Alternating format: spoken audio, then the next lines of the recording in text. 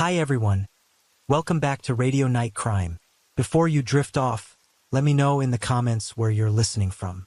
If you're enjoying the stories, don't forget to like and subscribe. Now let's relax and jump into tonight's case.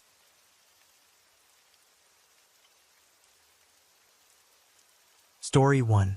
Surely, most of you aren't too unfamiliar with the name Chris Wu, as this former star once stirred up the Chinese entertainment industry, yet now he finds himself behind bars. Recently, his life behind bars has sparked endless debates on social media. Following the appellate court's verdict, online commentators speculate that this time, the XXO member will have no further chance to appeal. Let's revisit the entire affair surrounding Chris Wu, how he managed to rise to the top, and ultimately why he dug his own grave. What really lurked behind the scenes? Chris Wu was originally named Li Jiahan, born on November 6, 1990, in Guangzhou, Guangdong Province, China. His father, Li Kaiming, hailed from Hubei and once served as deputy director of the Scientific Research Institute under China's Ministry of Environmental Protection. His mother, Wu Xiuqin, was from Gansu, a graduate of Wuhan University who pursued a master's program in water resource systems engineering at a local institution. Due to his parents' work, when he was small, Li Jiahan stayed with his maternal grandparents in Baiyin, Gansu Province. By the time he was 10, Wu Xiuqin took him back to Guangzhou.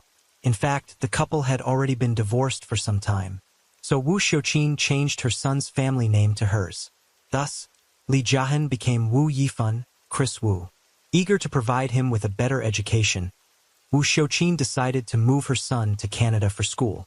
By 2005, circumstances required her return to China on business. So, she took Chris Wu back to Guangzhou to continue his studies there. During this period, he developed a passion for basketball. He became captain of his school's basketball team, competing in a nationwide secondary school tournament in China.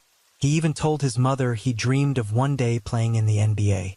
However, Wu Xiuqin felt a pro basketball career could lead to serious injuries, plus it's typically short-lived. Consequently, she quickly withdrew Chris from Guangzhou, effectively quashing his ambition. Back in Canada, Chris Wu grew depressed, straining his relationship with his mother. In 2007, South Korean entertainment label SM Entertainment came to Vancouver scouting trainees. Learning the company would cover food and lodging, Chris Wu felt he'd found a chance to free himself. To escape his mother's tight grip, he auditioned for the trainee program. Thanks to his striking good looks, he passed SM's notoriously rigorous selection process, signing a 10-year contract with this leading K-pop agency. But only after arriving in South Korea for training did Chris realize that being an SM trainee was far tougher than living under his mother's watch. In April 2012, following those taxing, difficult trainee days, Chris Wu debuted as a member of the K-pop boy band EXO, formally launching in Korea under the stage name Chris. In January 2014, EXO landed on the US Billboard Artists to Watch chart, while Chris stood out as leader of EXO-M and emerged as the group's biggest star. At a time when EXO was ascending, on May 15, 2014, Chris Wu filed a lawsuit against SM Entertainment to void his contract, asserting that the company neglected artists' health and forced them into grueling work schedules. Chris also felt SM treated Chinese artists unfairly and failed to map out any meaningful path for his future. Thus, he sued SM in the Seoul courts, demanding contract termination. The agency was blindsided, though the two parties had clashed over work arrangements before.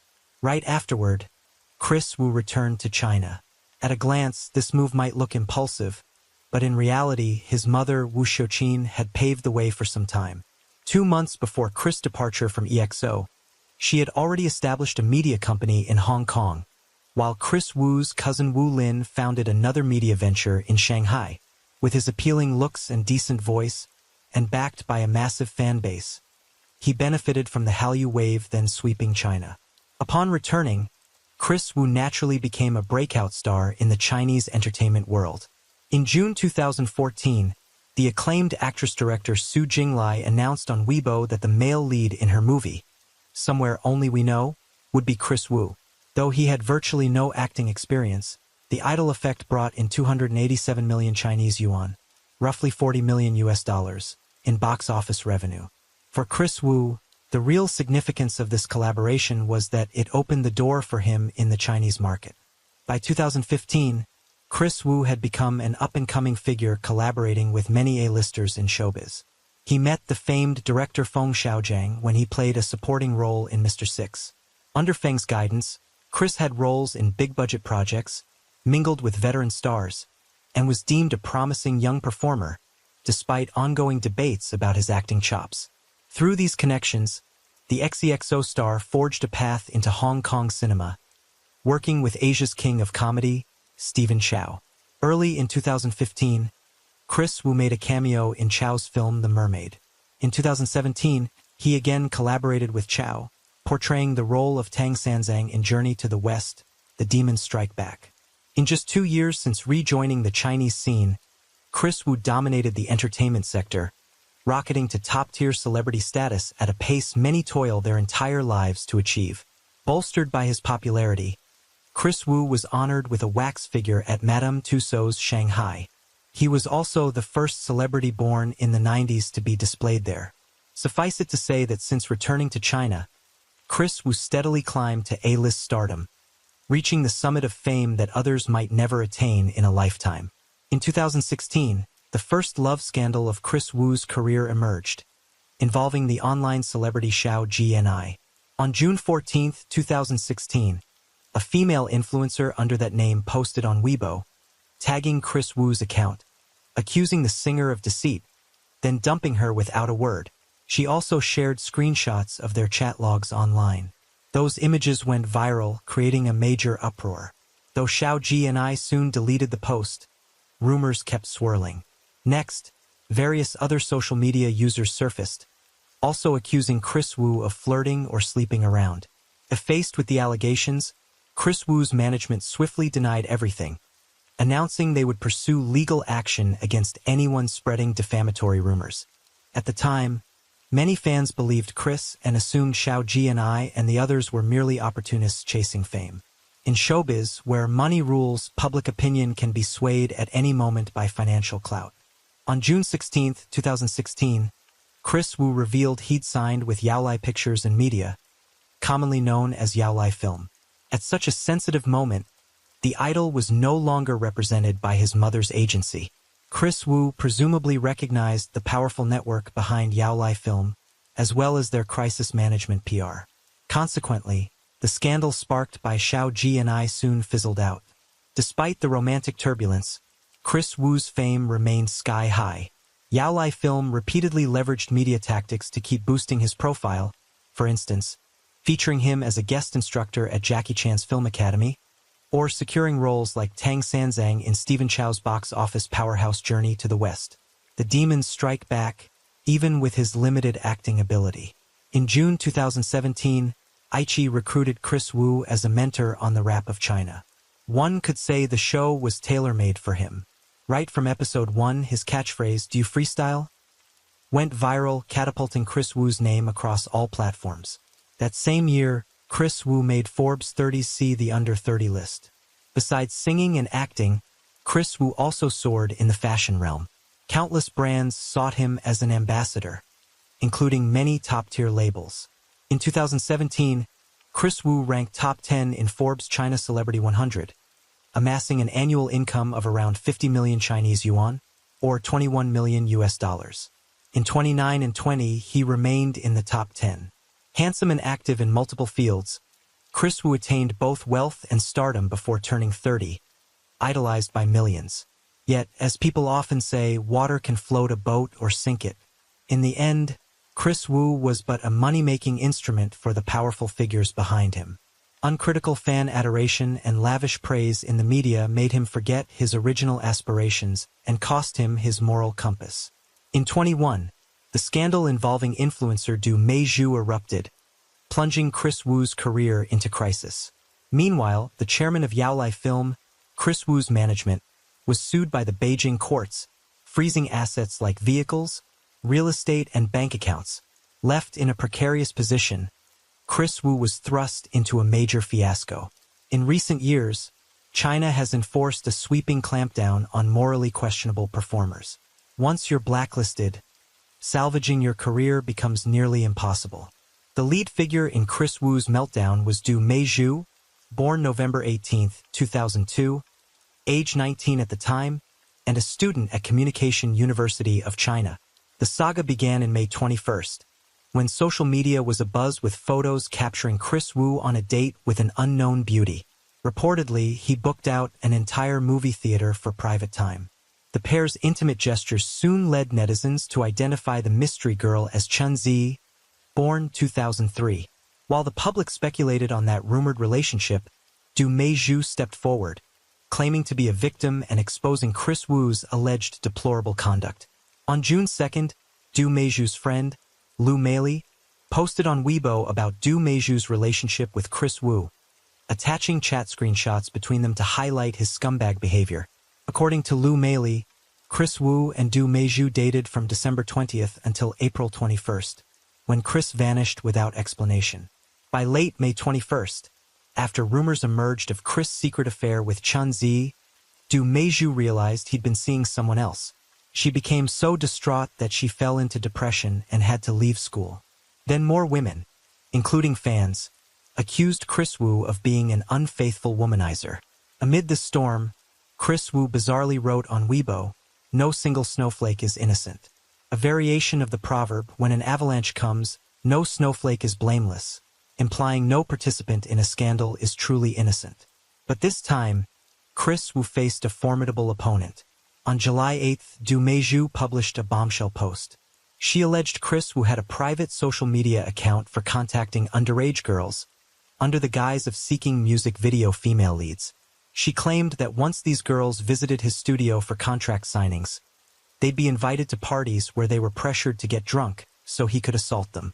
According to Du Meizhu, Chris Wu treated them like playthings, and she herself was one such victim. In the post, she recounted how Chris Wu lured her to his home on the pretense of discussing a contract for new talent. But upon arriving, her phone was confiscated at the door. That night, instead of talking business, Chris Wu's team forced her to drink as they played party games.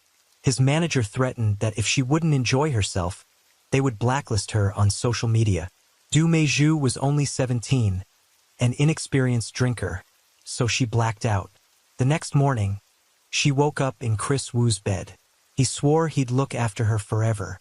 Falling for his sugary words, she soon sank into romance. She couldn't fathom how Chris Wu's acting in film seemed so lackluster. Yet in real life he possessed unparalleled mastery of manipulation. After Du Meizhu's revelations sparked a firestorm online, numerous women claiming victimhood approached her, providing evidence. They hoped Du Meizhu would speak up on their behalf.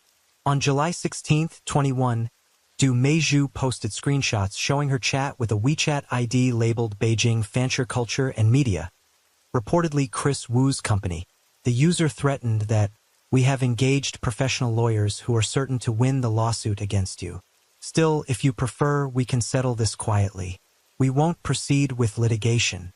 Between July 9th and July 16th, 2021, Du Meizhu uploaded various WeChat screenshots involving Beijing Fanshare Culture and Media. They proposed transferring her 1 million Chinese yuan, a whole $140,000 US, if she would delete her posts and retract unverified statements, plus issue an apology. She rejected the idea, declaring she was a victim and demanding 8 million Chinese yuan, a $1.1 million US, for herself and the 7 other victims combined. After some back and forth, Beijing Fanshare Culture and Media suggested giving Du Meizhu 2 million Chinese yuan, a $280,000 US, if she would remove the Weibo posts. Initially, she considered agreeing, but insisted they publicly apologize, something Chris Wu's side refused, demanding identities of the other 7 girls. Viewing them as insincere, negotiations collapsed. Du Meizhu said she received 2 money transfers totaling 500,000 Chinese yuan, a $70,000 US, from Chris Wu and his mother, Wu Xiuqin, but declined to sign the settlement after consulting a lawyer. She believed it was effectively a confession, enabling Chris Wu to frame her and get her locked up more easily. When talks broke down, Wu's team asked Du Meizhu to return the 500,000 Chinese yuan, and she agreed. However, as a minor, she could only send a certain amount daily, refunding it in installments. On July 18, 2021, tensions soared. Du Meizhu published an ultimatum on Weibo, demanding Chris Wu publicly announce his retirement from showbiz and personally apologize to her and other victims. Otherwise, she would unleash evidence that would ruin him completely. She also alleged he badmouthed colleagues, claiming they had body odor, and ridiculed his brief sexual performance, claiming he lasted a mere 2 to 3 minutes. Du Meizhu gave Chris Wu 24 hours to hold a press conference, declare he'd leave the entertainment world permanently, apologize to brand partners, and compensate them. She also wanted a handwritten apology to all the abused girls, posted online within 72 hours. Finally, she demanded Chris Wu leave China and return to Canada. She concluded, "If not, even if I don't release the others' names, I can still destroy you. So be ready." Her post quickly topped hot search rankings across Chinese social media. Evidently, this was no mere love dispute, but a serious criminal matter, grabbing the authorities' attention. On July 19th, Chris Wu declared that he had never broken any laws, denying rumors of casting couch interviews, seducing underage girls, etc. He then boldly announced, if such behavior ever occurred, "Rest assured I turn myself in. I guarantee full legal responsibility for every word I say." Despite Du Meizhu's accusations, Chris Wu's agency again refuted everything and demanded she take down her posts with false information. Simultaneously, his company posted a public statement claiming negotiations with Du Meizhu over hush money never happened, and they had no Beijing Fanchi Culture WeChat account. So Chris Wu's team threatened to sue Du Meizhu for defamation. On July 20th, the China Television Drama Production Industry Association issued an official notice urging all production houses to suspend collaborations with Chris Wu. This blacklisting dealt a heavy blow to his career and reputation. On July 20th, Beijing police released an official statement about Chris Wu's case, confirming he and Du Meizhu did indeed have sexual relations and that certain manipulations or deceptions were orchestrated by a third party. In truth, Chris Wu might not have toppled so swiftly had it not been for a special factor, a certain Mr. Liu. The Beijing police statement explained that a 23-year-old man surnamed Liu spotted an opening to scam both sides. During this period, the suspect Liu posed as a woman claiming to have also been deceived by Chris Wu, aiming to partner with Du Meizhu in seeking restitution and thereby earning her trust. Liu then used a WeChat ID DDX to communicate with Du Meizhu, obtaining details about her ties to Chris Wu. On July 10th, Liu used that intel to impersonate Du Meizhu in contacting Chris Wu's lawyer, negotiating a settlement of 3 million Chinese yuan, $420,000 US. Next, Liu provided the lawyer with his own bank account and also Du Meizhu's. Meanwhile, Liu faked being Beijing Fansha Culture, Chris Wu's legal counsel, to dupe Du Meizhu into a 3 million Chinese yuan payout. Neither party signed any settlement. On July 11th, Chris Wu's mother, Wu Xiuqin, transferred 500,000 Chinese yuan, a $70,000 US, to Du Meizhu in 2 payments. Then Liu, still impersonating Du Meizhu, demanded the remaining 2.5 million. Next, posing as Chris Wu's lawyer, Liu insisted Du Meizhu sign an agreement or repay the 500,000. She agreed to return the money, so Liu gave her an Alipay account. She gradually transferred back 80,000 to that account. While Du Meizhu was repaying the 500,000 Chinese yuan in increments, she kept posting on Weibo. Chris Wu's side grew confused over the 3 million demand, and only then did they realize both sides had been scammed by Liu. Throughout, no real negotiations had occurred between Du Meizhu and Chris Wu's team. Without Mr. Liu's meddling, events might not have escalated so fast, nor would Chris Wu have ended up behind bars so soon.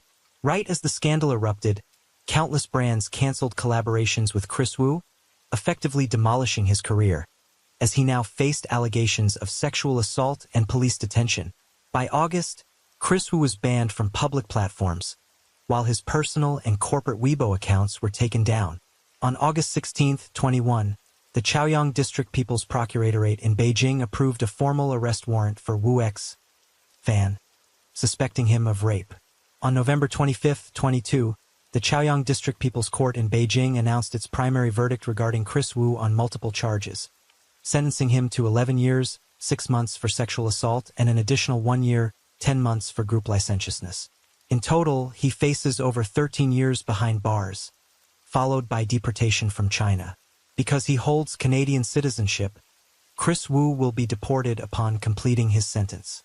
Canadian law sets no statute of limitations on such crimes, meaning if any Canadian citizen files a future report accusing him of abuse, he could face retrial. Potentially, he might even be subjected to chemical castration, regular injections of anti-androgen medication every 3 months that reduce sexual impulses.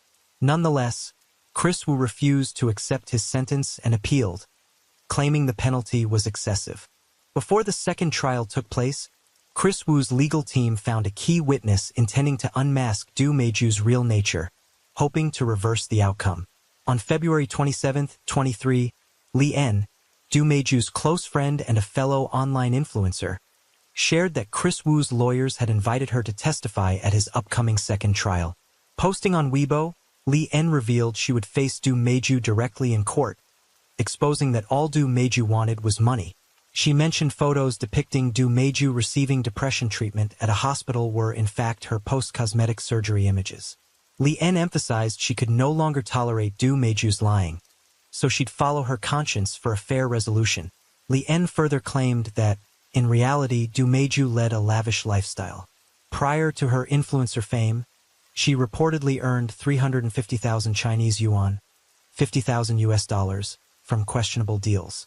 Revisiting Du Meiju's initial accusations that Chris Wu's team deceived them, Li En asserted, "It appears under-the-table rules likely exist in the entertainment industry. I think toppling someone through hidden methods is quite simple here. People assume that showbiz is by no means a clean environment. How many of them can declare themselves truly innocent?" Chris Wu, who once soared to success many can only dream of, rising to a pinnacle of fame in no time, now sits in prison.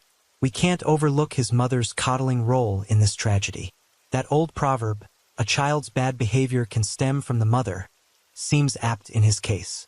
If you are fortunate enough to have time and money, treasure them alongside your family, because sometimes the unimaginable can happen at any moment. What's your take on Chris Wu's story? From an EXO member rising to the top of Chinese entertainment, to ultimately landing in jail and facing deportation from China?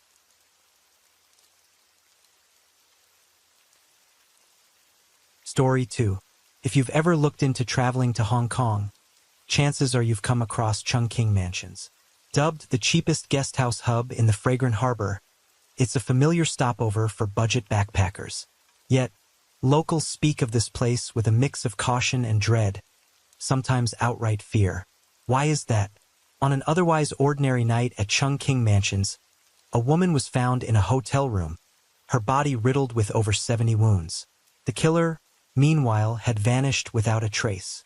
The police quickly noticed that nearly everyone else in the hotel seemed suspicious. Some fled Hong Kong immediately after the incident, others were covered in blood, and a few insisted they weren't in their rooms when it happened. So who was the real culprit?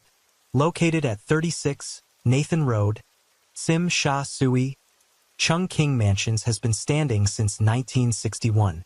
This 15-story complex is divided into 5 blocks, A, B, C, D, C, and E, with the first and second floors serving as a bustling shopping area, perched on prime Hong Kong real estate, surrounded by sprawling shopping malls and 5-star hotels.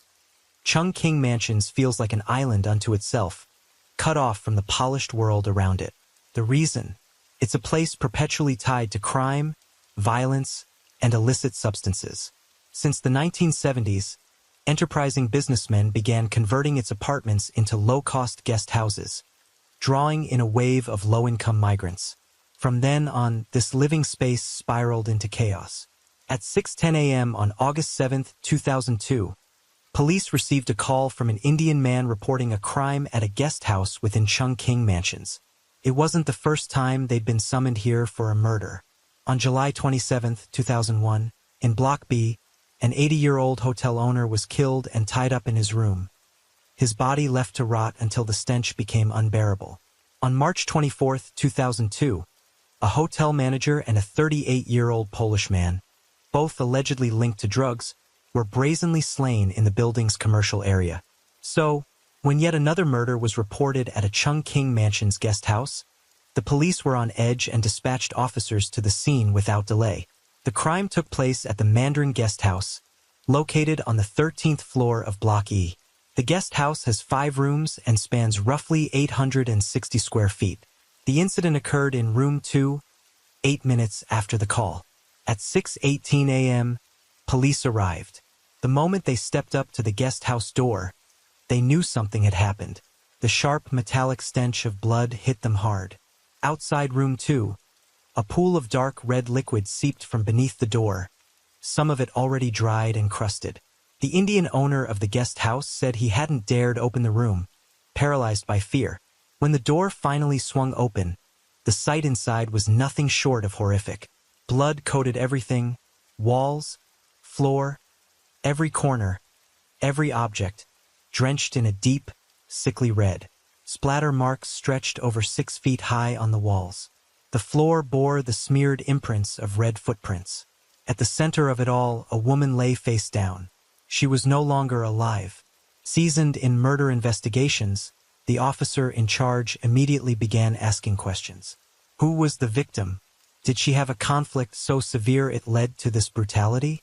The scene was too chaotic to risk contaminating evidence, so forensic experts were called in right away.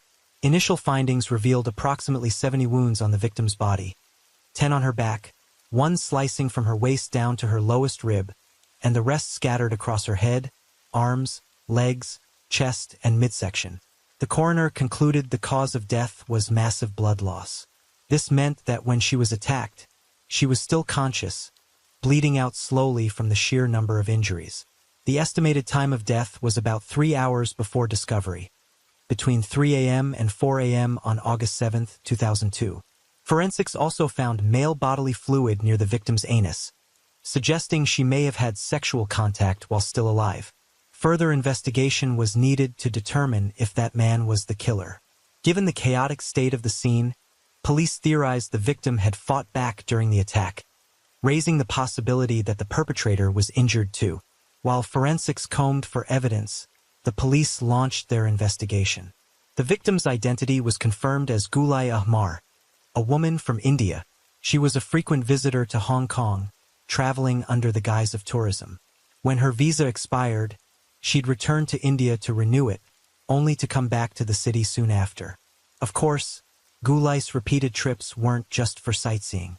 In truth, like many other Indian women, she came to Hong Kong to work in the sex trade, choosing Chungking Mansions as her base of operations. The reason? The area was home to a large Indian community and a constant stream of international travelers passing through the fragrant harbor. Women like Gulai typically rented rooms in Chungking Mansions to live and work. They'd scout for clients by strolling the streets below, negotiating prices before leading them up to their rooms. For tourists, the rate was $25 per session. For locals, it dropped to $12. An overnight stay cost $64. On average, an Indian sex worker in Hong Kong would take 2 to 4 clients a day. By unspoken rule, they had to split their earnings with a manager. Over a 3-month tourist visa, a woman in the trade could pocket tens of thousands of Hong Kong dollars, roughly thousands in USD. For rural Indian women, this was life-changing money. Gulai Ahmar arrived in Hong Kong to build her career in '95, at the age of 37. For years later, seasoned in the trade and with a network of clients in tow, she rose to become a madam, overseeing other girls. Her job was to recruit young, attractive women from India, guiding them step by step into the business, securing passports, visas, accommodations, and work arrangements in Hong Kong. By 2002, when the murder occurred, she was managing around 40 girls across Chungking Mansions and nearby areas. Beyond the cuts she took from their earnings, Gulai also made money servicing her own clients.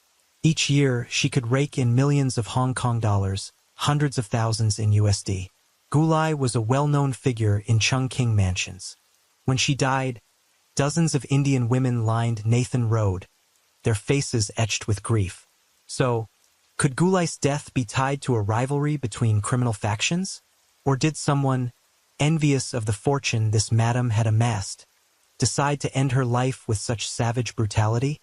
The police had reason to believe the killer was also Indian, like the victim, and since she was dead hours before the crime was discovered, they couldn't rule out the chance that the perpetrator was still inside Chungking Mansions. The building's entrances were immediately sealed off. Everyone entering or leaving had to register with the authorities. Investigators began interviewing the building steps and scouring the guest house from the inside out. Hallways, elevators, the main lobby.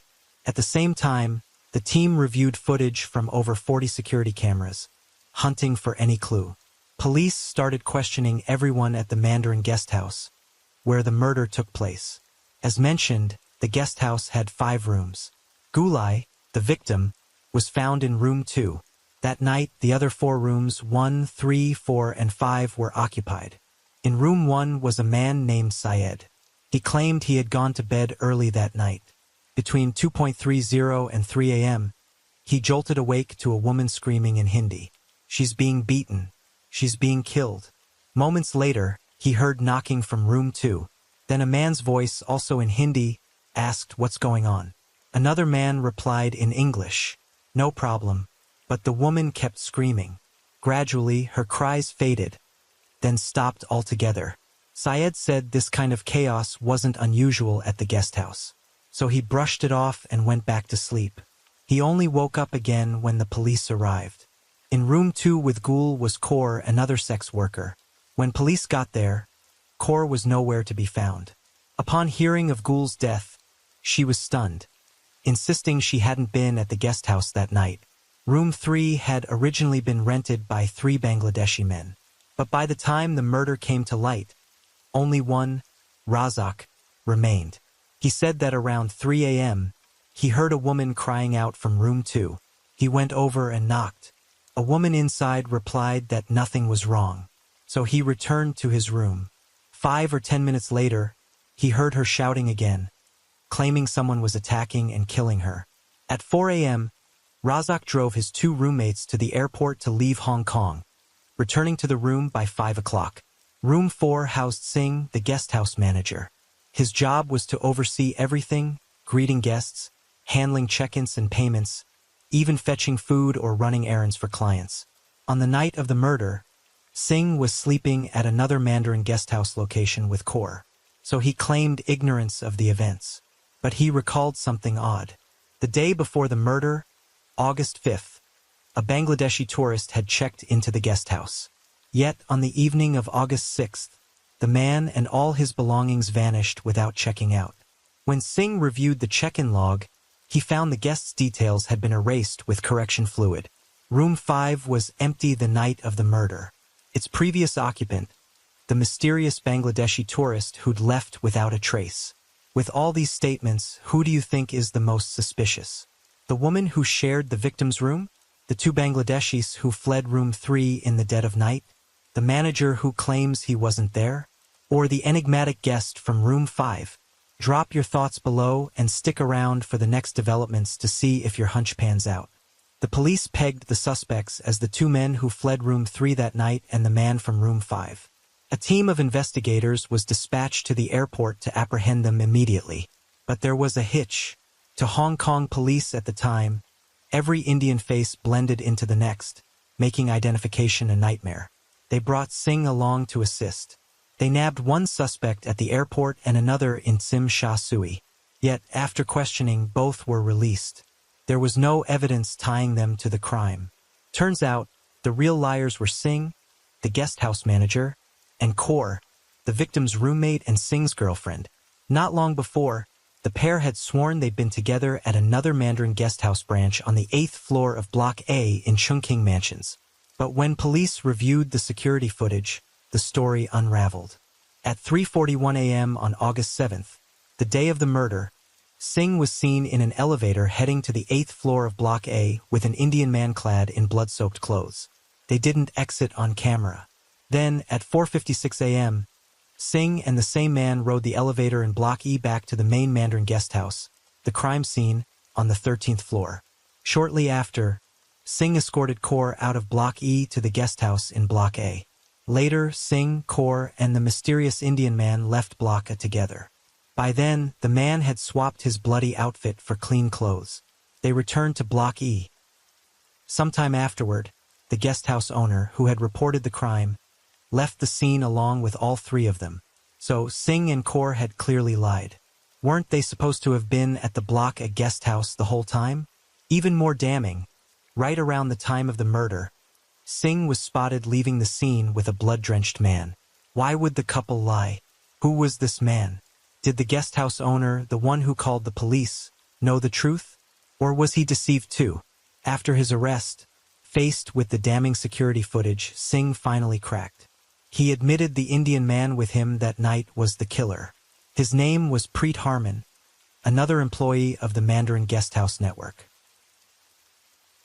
Preet had arrived in Hong Kong on August 1st, just 6 days before the murder. Singh claimed Preet killed the victim to avenge Kaur. The truth was, Kaur had been a sex worker under Gul's control, the woman now dead, but Kaur hadn't chosen that life. She'd been lured, threatened, and forced into it. Initially, the madam promised her a decent job. Gul loaned Kaur money for paperwork, plane tickets, everything, saying she'd only take it back once Kaur earned enough. When Kaur arrived in Hong Kong, that good job turned out to be prostitution at Chungking Mansions. She resisted at first, but drowning in debt to Gul, she had no choice but to hit the streets. Gul even confiscated her passport, trapping her into servicing clients to repay the loan. Singh spilled the whole story to his friend. Enraged, Preet hatched a plan to kill the Madam Gul, though Singh claimed he had no idea it would escalate so far. On the night of the murder, Singh and Kaur were in room 4. Around 3 a.m., they heard arguing from room 2 next door. Suddenly, Gul screamed, "Singh, help me!" Singh bolted from room 4, banged on Gul's door, and shouted, "What's going on? Why all the noise?" But it wasn't Gul who answered. It was Preet's voice. "Get out of here. Don't open the door. If you do, I'll kill you and Kaur." Terrified by Preet's threat, Singh froze, unsure what to do. He stumbled to the stairwell and slumped down. 20 minutes later, Preet emerged, finding Singh. His right hand was injured. His green t-shirt and pants were smeared with blood. Preet suggested they head to the newer Mandarin guest house location to change. They slipped out via the emergency stairs. Singh insisted they took the stairs out of habit, not to dodge cameras. At the second location, Preet cleaned up in the bathroom and changed. Then they left Block A on foot. Next, Singh drove the two guests from room 3 to a bus stop headed for the airport. Back at the Mandarin guest house in Block E, Singh noticed dark red liquid seeping from under Gul's door. Room 4, his and Kaur's, had a towel tied around the handle. Preet must have wanted Kaur locked inside. Singh untied it, freeing Kaur. The pair fled the scene, heading to the Block A guest house to find Preet. They called the owner to report the situation. Soon after, Singh, Preet, Kaur, and the owner returned to the crime scene together. Preet went into room 2 alone, grabbed Kaur's slippers and scarf, took them to room 5 to wash them clean, then returned them to her. When he was done, he turned to the group and said, "Gul's dead." Singh said he saw Gul lying motionless on the floor with his own eyes. The guest house owner decided to call the police, and Preet slipped away. To avoid trouble, Singh and Kaur retreated to the Block A location after Preet left. Singh initially hid the truth, fearing the killer would come after him for revenge. That was Singh's full statement. But was it the whole truth? Was he involved in the murder? And more importantly, where was Preet? Had he fled to India? Thanks to Singh's account, police identified the blood-soaked man from the security footage. A team was dispatched to track him down. Luckily, Hong Kong's Indian community was tight-knit, and Preet was a recent arrival. Police quickly nabbed him within Chungking Mansions. At the same time, on the first floor of Block A, investigators found a t-shirt and pants matching what the suspect wore in the elevator. And on an air conditioning unit on the first floor of Block E, they discovered a knife. Everyone assumed the killer must have been a cold-blooded monster to butcher the victim so brutally. But Preet D., the prime suspect, wasn't even 18. He was a 17-year-old teenager, a singer from India. During questioning, Preet admitted that he'd visited Gul on the day of the murder, but denied killing the madam. He said he had gone to room 2 to deliver fast food at Singh's request. After dropping it off, he left, clueless about what happened next. Security footage confirmed Preet left at 12:31 a.m. on August 6. 17 minutes later, at 12:48 a.m., he returned with a McDonald's bag. Explaining the wounds on his right arm, Preet said that on August 4th, he'd been attacked by a man at Chung King Mansions and blocked the blow with his hand. He wanted to report it, but Singh warned him against it. They were working illegally, and he'd lose his job if caught. So he kept quiet. Another injury came from August 6th, when he visited a Sikh temple and cut himself peeling potatoes. He added he'd gone to Tangshu Kin Hospital for treatment, and doctors there confirmed his visit. Then the lab reports came in. The evidence, male bodily fluid near the victim's anus, the clothes, and the knife from Chung King Mansions, all bore Preet's DNA. The knife's shape matched Gul's wounds, proving it was the murder weapon. Preet's blood was also found in room 2, the crime scene. Preet still insisted he had no connection to Gul, and couldn't explain why his traces were on her body. He admitted changing clothes because the heat had left him drenched in sweat. After Gul's death, he had re-entered her room at Kaur's request to fetch her scarf and slippers. He left the guest house at the owner's urging to avoid trouble, since he was just a tourist. After his explanation, Preet demanded bail to return to India. But with the mountain of evidence against him, freedom wasn't an option.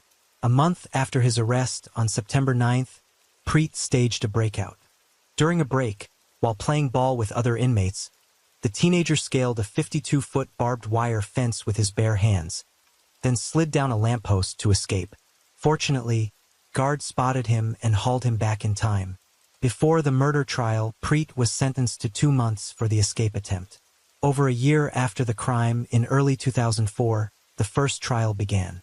Singh faced charges of concealing a crime. Knowing or believing Preet had killed Gul, without lawful authority or reasonable excuse, he'd taken steps to obstruct Preet's arrest or prosecution. Kaur faced similar charges. Singh pleaded guilty. After more than a year in custody, Preet, now 18, was tried for murder. His father traveled from India to Hong Kong for the proceedings. After months of hearings, at the final session, following 5.5 hours of jury deliberation, the judge delivered the verdict. Preet was sentenced to life in prison for murdering the 4-year-old Indian woman at the Mandarin Guest House, 13th floor, Block E, Chung King Mansions. As the ruling came down, Preet screamed in Hindi, "I didn't kill anyone. Take me back to India." No matter how loudly he protested, the truth wouldn't bend. His lawyer later petitioned to have him serve his sentence in India, citing his isolation, language barriers affecting his mental state, and his family's inability to visit from India. But with no prisoner exchange agreement between Hong Kong and India, the court had no power to grant it. Preet filed an appeal. The appellate court ruled he could be eligible for parole after a minimum of 20 years. That meant no chance of release until 22, when he'd be 37, potentially young enough to reintegrate and start anew. But Preet never got that chance. On July 3, 2014, at Shekpik prison, the inmate used a blanket to end his own life at 29. Like Gulu, his victim, Preet was gone forever, lost far from home. For 17 or 18-year-olds, freedom feels like the ultimate prize. Fueled by youthful passion, they carry dreams of breaking boundaries and changing the world. A single mistake cost Preet 20 precious years of his youth. It's possible that from his first days behind bars, despair consumed him, leading to that final fatal choice. Yet, from another angle, at 18, Preet was an adult accountable for his life and actions. So, before you act, think hard.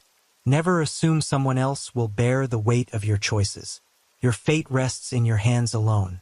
We can't undo the past, so don't do anything that'll leave your future self drowning in regret.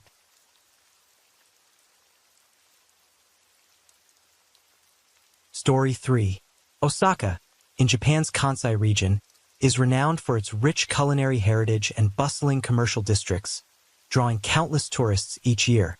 As the tourism industry boomed, many locals began turning their vacant homes into B&B-style guest houses, offering home-cooked meals and personalized services. Compared to standard hotels, these places are far cheaper, giving travelers a chance to immerse themselves in local culture. But with their rapid proliferation came a downside, a surge of substandard B&Bs. At these spots, guests can check in without showing ID. Security, hygiene, and infrastructure often take a back seat. Still, their low rates keep them popular with certain crowds. Today's story centers on Kondo Saki. She was born in Himeji, a city in Hyogo Prefecture, just north of Osaka. At the time, she worked as an office clerk at a components manufacturing company in Mita. On an ordinary workday in 2018, as the clock struck quitting time, Kondo Saki tidied her desk, said goodbye to her colleagues, and headed out like always. After work, she took the subway to meet a man in Osaka. Hand in hand, they walked off into the night, vanishing into the shadows. What happened next? On Saturday, February 17, 2018, the Hyogo Prefecture Police received a call that set everything in motion. A woman on the other end, her voice shaky, said her daughter, Kondo Saki, had been missing for 2 days. Kondo Saki was the type who never slacked off at work. So, when she didn't show up at the office all day yesterday, no leave request, no word, her bosses got worried. They tried calling her, but the line wouldn't connect. Eventually, they reached out to her mother to see what was going on. Even though she worked far from home, Kondo Saki made it a point to call her mom every single day. That's why, when her daughter's colleagues called, the mother's heart sank. She dialed Saki's mobile over and over, but there was no answer, just shrooms. After waiting a full day with no reply, a sinking feeling took hold. Something wasn't right. She couldn't wait any longer and called the police. The moment they got the report, the authorities sprang into action, launching an investigation without delay. The missing woman was Kondo Saki, 27 years old, an employee in Mita, a city in Hyogo Prefecture, northwest of Osaka. She'd grown up with her mother, younger brother, and grandfather in a close-knit family. Her father, though, worked for a steel company based in Thailand, so he rarely made it back to Japan. That distance drove Saki to study English hard, dreaming of a family trip to Thailand to visit him. Day after day, her dedication paid off. With top-notch grades, she earned a spot at a prestigious all-girls high school in Hyogo, one with a direct path to university. There, she joined the school's brass band club, living out a beautiful, carefree youth, filled with music and memories. Kondo Saki was all in when it came to languages, especially English. She worked tirelessly to get fluent, listening, speaking, the works, until she could watch English movies or flip through magazines without missing a beat. After high school, her standout language skills got her into a university in Hyogo. During breaks, she'd take short trips to Western countries, making friends with international students along the way. Once she graduated, Kondo Saki stepped into the grind of working life. She bounced between a few jobs over the years, but 2 years ago, she landed a position at a components manufacturing company in Mita. That's when she moved into the company dorm, striking out on her own for the first time. Kondo Saki was a warm, lively young woman. She'd go out of her way to help foreigners asking for directions, and loved having her overseas friends over whenever they were around. At work, she was the one everyone turned to for English-related problems, always jumping in with enthusiasm. That's why people adored her. To her family and coworkers, Saki was gentle, friendly, sharp as a tack, well-rounded, and dependable. Her social life was pretty straightforward, no drama, no enemies that anyone could point to. So, when she vanished out of the blue, it threw everyone into a tailspin of confusion and worry. Then the police dug into the social media platforms Kondo Saki used, and they hit on something big, a key lead from one of her friends. On February 15th, the day she disappeared, Saki had told her buddies she was meeting up with an American guy named Jay after work. He was someone she'd recently met online. That detail grabbed the police's attention right away. They moved fast, pulling security footage from every relevant spot to track her movements after she left the office. And sure enough, it didn't take long for them to spot a suspicious man. On the evening of February 15th, right after Valentine's Day, Kondo Saki left her office and headed straight to Moriguchi subway station in Osaka. Around midnight, the surveillance system there captured her alongside a man. The two looked close, their gestures intimate, like a couple caught up in love, walking south together. The last camera footage showed Kondo Saki and this man holding hands, stepping into a guest house near the station. But in the days that followed, the cameras only picked up the man, coming and going again and again. Kondo Saki, though, she was nowhere to be seen. The man on screen was tall and lanky, always wrapped up tight from head to toe.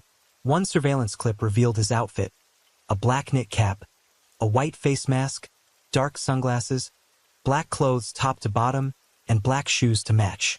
The police could barely make out his face. He seemed determined to stay hidden. For some reason, every time he entered or left the guest house, he had a big backpack slung over his shoulders. It looked suspicious, no question about it. The guest house they had checked into was in Osaka's Higashikasai ward, a worn-out 3-story building with white walls turned yellow with age, dotted with small rectangular windows.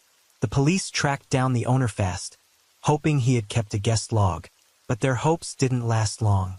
This was a black B&B, registered on Airbnb, but running under the radar. No business license to speak of. Guests just booked through the app and walked in. No personal info required. That made pinning down the mystery man's identity a whole lot harder. So, the police shifted gears, focusing on the man's movements. By then, Osaka street surveillance was pretty advanced, with cameras covering most of the city. The suspect, too busy masking himself up, didn't seem to realize every step he took was being watched. That gave the cops an edge, and they quickly zeroed in on his location. Just a few days after Kondo Saki vanished, the suspicious man left Osaka, drifting to other black B&Bs in Nara. On February 29th, exactly 1 week after the disappearance shook things up, police nabbed their suspect at a local guest house. Born in '91, he was 26 at the time, an American tourist. This was Jay, the guy Kondo Saki had been chatting with online. His real name was Yevgeny Vasilievich Bayraktar. He was born in Odessa, Ukraine, moved to the U.S. later, got American citizenship. Back in 2007, Bayraktar started his high school years at William Floyd High School in his hometown. He breezed through the 4-year program without a hitch, excelling effortlessly. After graduation, he didn't waste time. He signed up for the military, nailed the enlistment exams, and secured a spot in the U.S. Air Force. The rules were straightforward.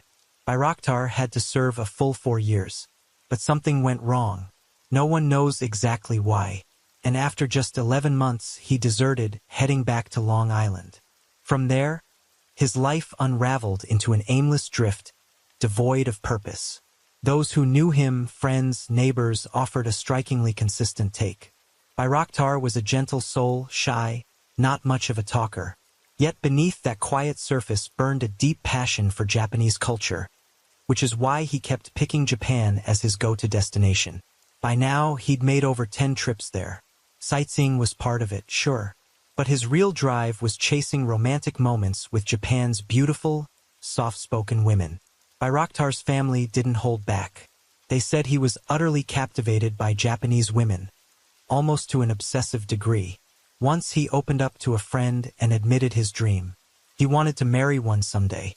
In late January 2018, he managed to get a 90-day tourist visa and flew straight to Kansai, ready for a long stay. Looking at it that way, it's hardly shocking that Bayraktar crossed paths with Kondo Saki. Still, he flat out denied any role in her disappearance. With surveillance footage stacking up against him, the investigators weren't buying his story. Not for a second. On the day they arrested Bayraktar, police filed for a search warrant and raided the guest house where the two had stayed together. She wasn't there. They found nothing of hers in the room. No belongings, no blood, nothing hinting at a grim outcome. So how did he do it? How does someone make a living person vanish without a trace? Like some kind of dark magic? A chilling hunch started to take root in the police's minds. The chances of Kondo Saki still being alive somewhere out there were slim to none. More likely, she'd been killed. Over the next 2 days, the police kept digging, thoroughly searching the guest house again, while branching out to other spots the suspect had rented recently. Finally, they hit a breakthrough at one of them. It was in Hanazono Kita Nishinari-ku, Osaka, a 3-story building with gray-painted walls, scaffolding wrapped around it, mid-renovation. No surprise there, it was another black B&B. The rooms were basic, the setup rough around the edges. A night stay cost just 2,000 yen, about $14, cheap enough that mostly local workers around the area booked it. The owner had a vivid memory of, he said. As they approached the room, the police caught a whiff of something odd, an overpowering mix of stench and sharp fragrance. The closer they got, the worse it hit them. When they swung the door open, there it was, a large suitcase left behind in the cramped 6-square-meter space, barely big enough for one person to lie down. That nasty smell? Likely from a disinfectant sprayed to mask whatever was rotting inside the suitcase. It hadn't worked. Inside, they found a human head decomposing. The sight sent a jolt of shock and dread through everyone at the scene. After a DNA match, the police confirmed it. The head belonged to Kondo Saki, the woman reported missing 10 days earlier. Faced with this new, undeniable evidence, Bhairaktha had no way out. Crumbling, he chose to come clean. He admitted he'd known Kondo Saki, but swore up and down he never meant to harm her, insisting it was all just a horrible accident. To family and friends, Bhairaktha came off as quiet and reserved, a man of few words. But online, he transformed into someone else entirely. Sure, he scrubbed his social media clean after the crime, but the police had data recovery tools. What they uncovered laid his true nature bare, a sordid, unsettling side he'd kept hidden. Bhairaktha was hooked on Tinder, the worldwide dating app that's a go-to for people across all ages and countries. It lets users build profiles with photos and a short bio about their interests, then browse others' pages. If 2 people swipe right on each other, they're matched and can chat. The app even has a location feature, making it easy to connect with folks nearby. Bhairaktha had zero confidence in his looks, so he didn't post real photos. Instead, he plucked images from the web and slapped a fake name on his profile. He'd been to Japan plenty of times, tapping Tinder's location suggestions to match with women in the area. By then, he'd chatted with and met nearly 10 Japanese women, one of them being Kondo Saki. For Bhairaktha, texting wasn't enough. He'd push hard to meet up, hang out, spend the night at a guest house, just to satisfy his urges. These fleeting hookups in Japan filled some void inside him, which is why he kept coming back, always on the hunt for fresh prey. In late January 2018, Bhairaktha scored a 90-day tourist visa for Japan. This time, he picked Kansai as his base. He stuck to black B&Bs along train routes, hopping from one to the next to hook up with different Japanese women. On February 12th, he checked into a guest house in Osaka's Higashikata ward, planning to stay a week. That's when he met Kondo Saki on the dating app. They were the same age and she had the looks. Beautiful, gentle, poised. Everything he fantasized about in a Japanese woman. Kondo Saki, for her part, seemed intrigued by this young foreign guy. They matched on Tinder without a hitch. After some chatting, they swapped contact details and followed each other on Instagram. Just a few days later, Bhairaktha suggested she come to Osaka. But Mita, where she lived, was 50 kilometers away, over an hour by subway. To her, they'd barely gotten acquainted. Felt too soon to meet, so she brushed him off, citing work. He kept pressing, but she wouldn't budge. Bhairaktha sensed his new catch slipping away and switched tactics. He turned threatening, claimed he knew her home address and workplace. If she didn't meet him, he'd show up at her door himself. After wrestling with it, Kondo Saki caved. She agreed to his initial request. So, after work on February 15th, she boarded a train to Morinomiya Station in Osaka to meet him. Bhairaktha was waiting nearby. When she saw him, Kondo Saki was taken aback. He looked nothing like the polished photos on Tinder. Still, Jay played it friendly and attentive, easing her guard a bit. They hit it off, talking and laughing, then headed to the guest house he'd already booked. Since she had work the next day, Kondo Saki didn't plan to stay long. She figured she'd head back to Mita early to make it on time. But what she never imagined was that she'd never get the chance to return. During the investigation, police discovered that prior to Kondo Saki, at least 4 or 5 women had stayed at the same B&B with Byractor. However, none of them were harmed. Only Kondo Saki became a victim. At that point, locating the remaining parts of Kondo Saki's body became the highest priority. After days of intense interrogation, Byractor finally admitted to dismembering and disposing of her remains. Yet, he remained silent about what exactly had transpired in the B&B that fateful night. On February 25, 2018, following Byractor's testimony, police searched a mountainous area near Osaka for the missing body parts. After an exhaustive search, investigators discovered a patch of disturbed soil. Upon digging, they uncovered Kondo Saki's severed arm, followed by her torso nearby. Her feet were later found in a bamboo forest in Kyoto. Upon receiving the tragic news, Kondo Saki's family was devastated. They could never have imagined that their beloved daughter, so kind and full of life, would meet such a gruesome and horrifying fate. The forensic reports confirmed that Kondo Saki had died from asphyxiation due to strangulation. However, even at this stage, Byractor refused to confess the truth. He continued to feign fear, claiming he had no intention of causing her death. Police speculated that the two may have had a dispute at the B&B, during which Byractor unintentionally killed Kondo Saki. Realizing she had stopped breathing, he panicked. But, once he regained his composure, he meticulously devised a plan to conceal the crime. Byractor immediately turned off Kondo Saki's phone to prevent any incoming calls from her family and friends. He also deleted all his social media accounts in an attempt to erase any traces of their connection. Then, he searched the internet for methods of body disposal and carefully executed his plan. The next day, February 16, 2018, Byractor left the B&B carrying a large backpack and purchased a saw and deodorizing spray. He extended his stay at the B&B for a few more days to carry out the gruesome process of dismembering Kondo Saki. Ultimately, he scattered her remains across the mountains near Osaka and Kyoto. The most recognizable part, her head, was placed inside a suitcase and abandoned at another B&B. To mask the smell of decomposition, he doused the room in deodorizer. However, despite his careful planning, his scheme failed. What's particularly shocking is that Byractor showed no intention of fleeing Japan after committing the crime. He had ample opportunity to leave the country, yet he remained unfazed and continued his travels as planned. When police finally arrested him, he was staying at another B&B in Nara. When Kondo Saki's father received the horrifying news, he was working in Thailand. He immediately rushed back to Japan. Over the following year, he closely followed every development in the case, hoping that justice would be served and his daughter's killer would receive the punishment he deserved. In 2018, 1 year after the brutal crime, Byractor stood trial at Kobe District Court. However, due to a lack of direct evidence proving premeditated murder, he was only charged with manslaughter and corpse abandonment. By then, Byractor appeared gaunt and frail in the courtroom. He continued to plead his innocence, insisting he had never intended to harm anyone. He repeatedly apologized and begged for forgiveness from the victim's family, promising to carry the guilt for the rest of his life.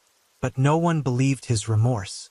Although his exact motive remained unclear, his actions after the crime painted a different picture.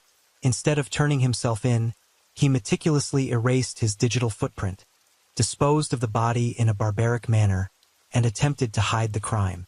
Given the overwhelming evidence, the case was quickly concluded. On January 20, 2018, the Kobe District Court sentenced Byractor to 8 years in prison for manslaughter and corpse abandonment. This verdict sparked outrage among Kondo Saki's family and friends, who felt the punishment was far too lenient. Yet, the trial ended abruptly. Since Byractor remained silent and refused to cooperate, the full truth was never uncovered. Notably, this case was the 8th murder in 2 years in Japan, linked to illegal B&B operations. Due to the severity of the case, Japanese authorities began imposing stricter regulations on accommodations. Since then, all B&Bs have required guests to provide personal identification upon booking. This measure was implemented to crack down on unregistered B&Bs, which had become havens for criminal activity. So that concludes today's case. But before we say goodbye, the True Crime in the World team wants to share a few essential safety tips to help you avoid online scams and prevent unfortunate incidents like the one we just explored. 1. Be cautious with personal information. Never share too much personal information online, such as your home address, phone number, or banking details. This can help prevent identity theft or fraud. 2. Verify profiles and profile pictures.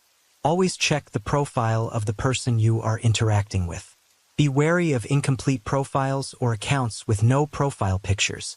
These could be red flags indicating suspicious activity. 3. Meet in public places.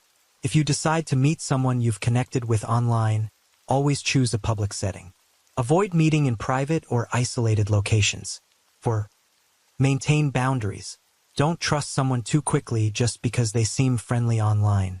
Take your time to get to know them and remain cautious before making any commitments. 5. Report suspicious behavior. If you suspect someone is trying to deceive or take advantage of you, report them to the social media platform or app you're using. Your safety should always come first. Stay alert and protect yourself at all times.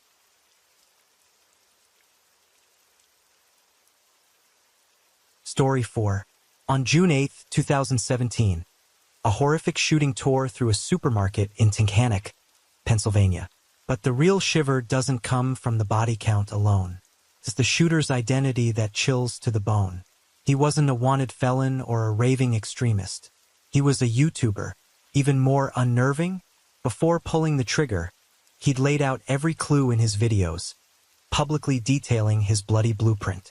Yet no one saw it coming. What drove this man to such a desperate edge? And how did those blatant warnings slip by unnoticed? Randy Stair, the central figure in today's story, was born in '92 in Pennsylvania, USA. The eldest son in his family, he had a younger brother, Jeremy, trailing him by 2 years. Randy's parents were hard workers, toiling daily to raise their boys. Despite a stable home, he grew up a loner. From childhood, he had few friends, keeping to himself. Quiet, withdrawn, perpetually adrift in a world that never quite fit. Through his teenage years, romance eluded him entirely. At school, he loathed group projects, preferring solitude where he could breathe easy, free from others' expectations. In 2006, at 14, Randy tagged along on a family skiing trip. There, a spark hit. He shot a short video and tossed it onto YouTube, a platform still in its infancy, barely a year old. Back then, YouTube was a ghost town, users sparse, true creators a rarity. That scarcity worked in Randy's favor. His first clip snagged a surprising number of views. The sudden attention lit something inside him, a rush of validation he'd never tasted. For the first time, Randy felt seen. From that moment, he poured hours into crafting new videos, chasing the high of online recognition. At first, he launched a channel remixing and redubbing anime and movie clips. It didn't last. YouTube axed it fast for copyright violations. Undeterred, in June 2008, still a high schooler, he debuted a second channel, Pioneer Productions. This time, he leaned into comedy, spinning sketches from everyday life. Early on, views trickled in slowly. To stand out, Randy injected animated characters into his work, weaving creative banter between them. One he voiced delivered a standout line. "Are you kidding me? I'm a frog. You want me to go to school? I've had enough already." Randy's quirky dialogues and offbeat humor slowly carved out a niche, drawing a modest crowd to his channel. Seeing subscribers trickle in lit a fire under him, he couldn't hide his glee. To fuel his YouTube grind, Randy let other priorities slide. Schoolwork took a back seat, his grades tanked, and any spark for academics fizzled out. After high school, he enrolled in a local community college, but barely hung on for a couple of years before dropping out cold. With no other path, he plunged into the workforce, just enough to scrape by and keep his YouTube dream alive. In 2010, at 18, Randy landed a gig at the Wise supermarket near home. It wasn't his hustle. His dad pulled strings to snag him the steady job. From there, his days blurred into a numbing loop. Wake up, clock in, go home, and tinker with YouTube. He clung to a flicker of hope that one day those videos would pay the bills. After grinding it out, he hit a milestone in 2011. YouTube greenlit his channel for monetization. In a video, he beamed with uncontainable excitement. "Guys, my lifelong dream's finally real. I'm officially part of the YouTube Partner Program." But reality crashed in hard. Monetization didn't mean a YouTube paycheck. Even with lax ad rules back then, it was a moot point. Randy's channel limped along with scant views. His meager earnings couldn't even cover basics, far from the dream he chased. Around then, Randy got hooked on Nickelodeon's Danny Phantom. It follows Danny Fenton, an ordinary teen turned half-ghost hero, after a lab accident grants him eerie powers.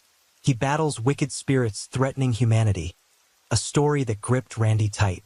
But Danny didn't captivate him. It was Ember, the cryptic, beguiling ghost villainess.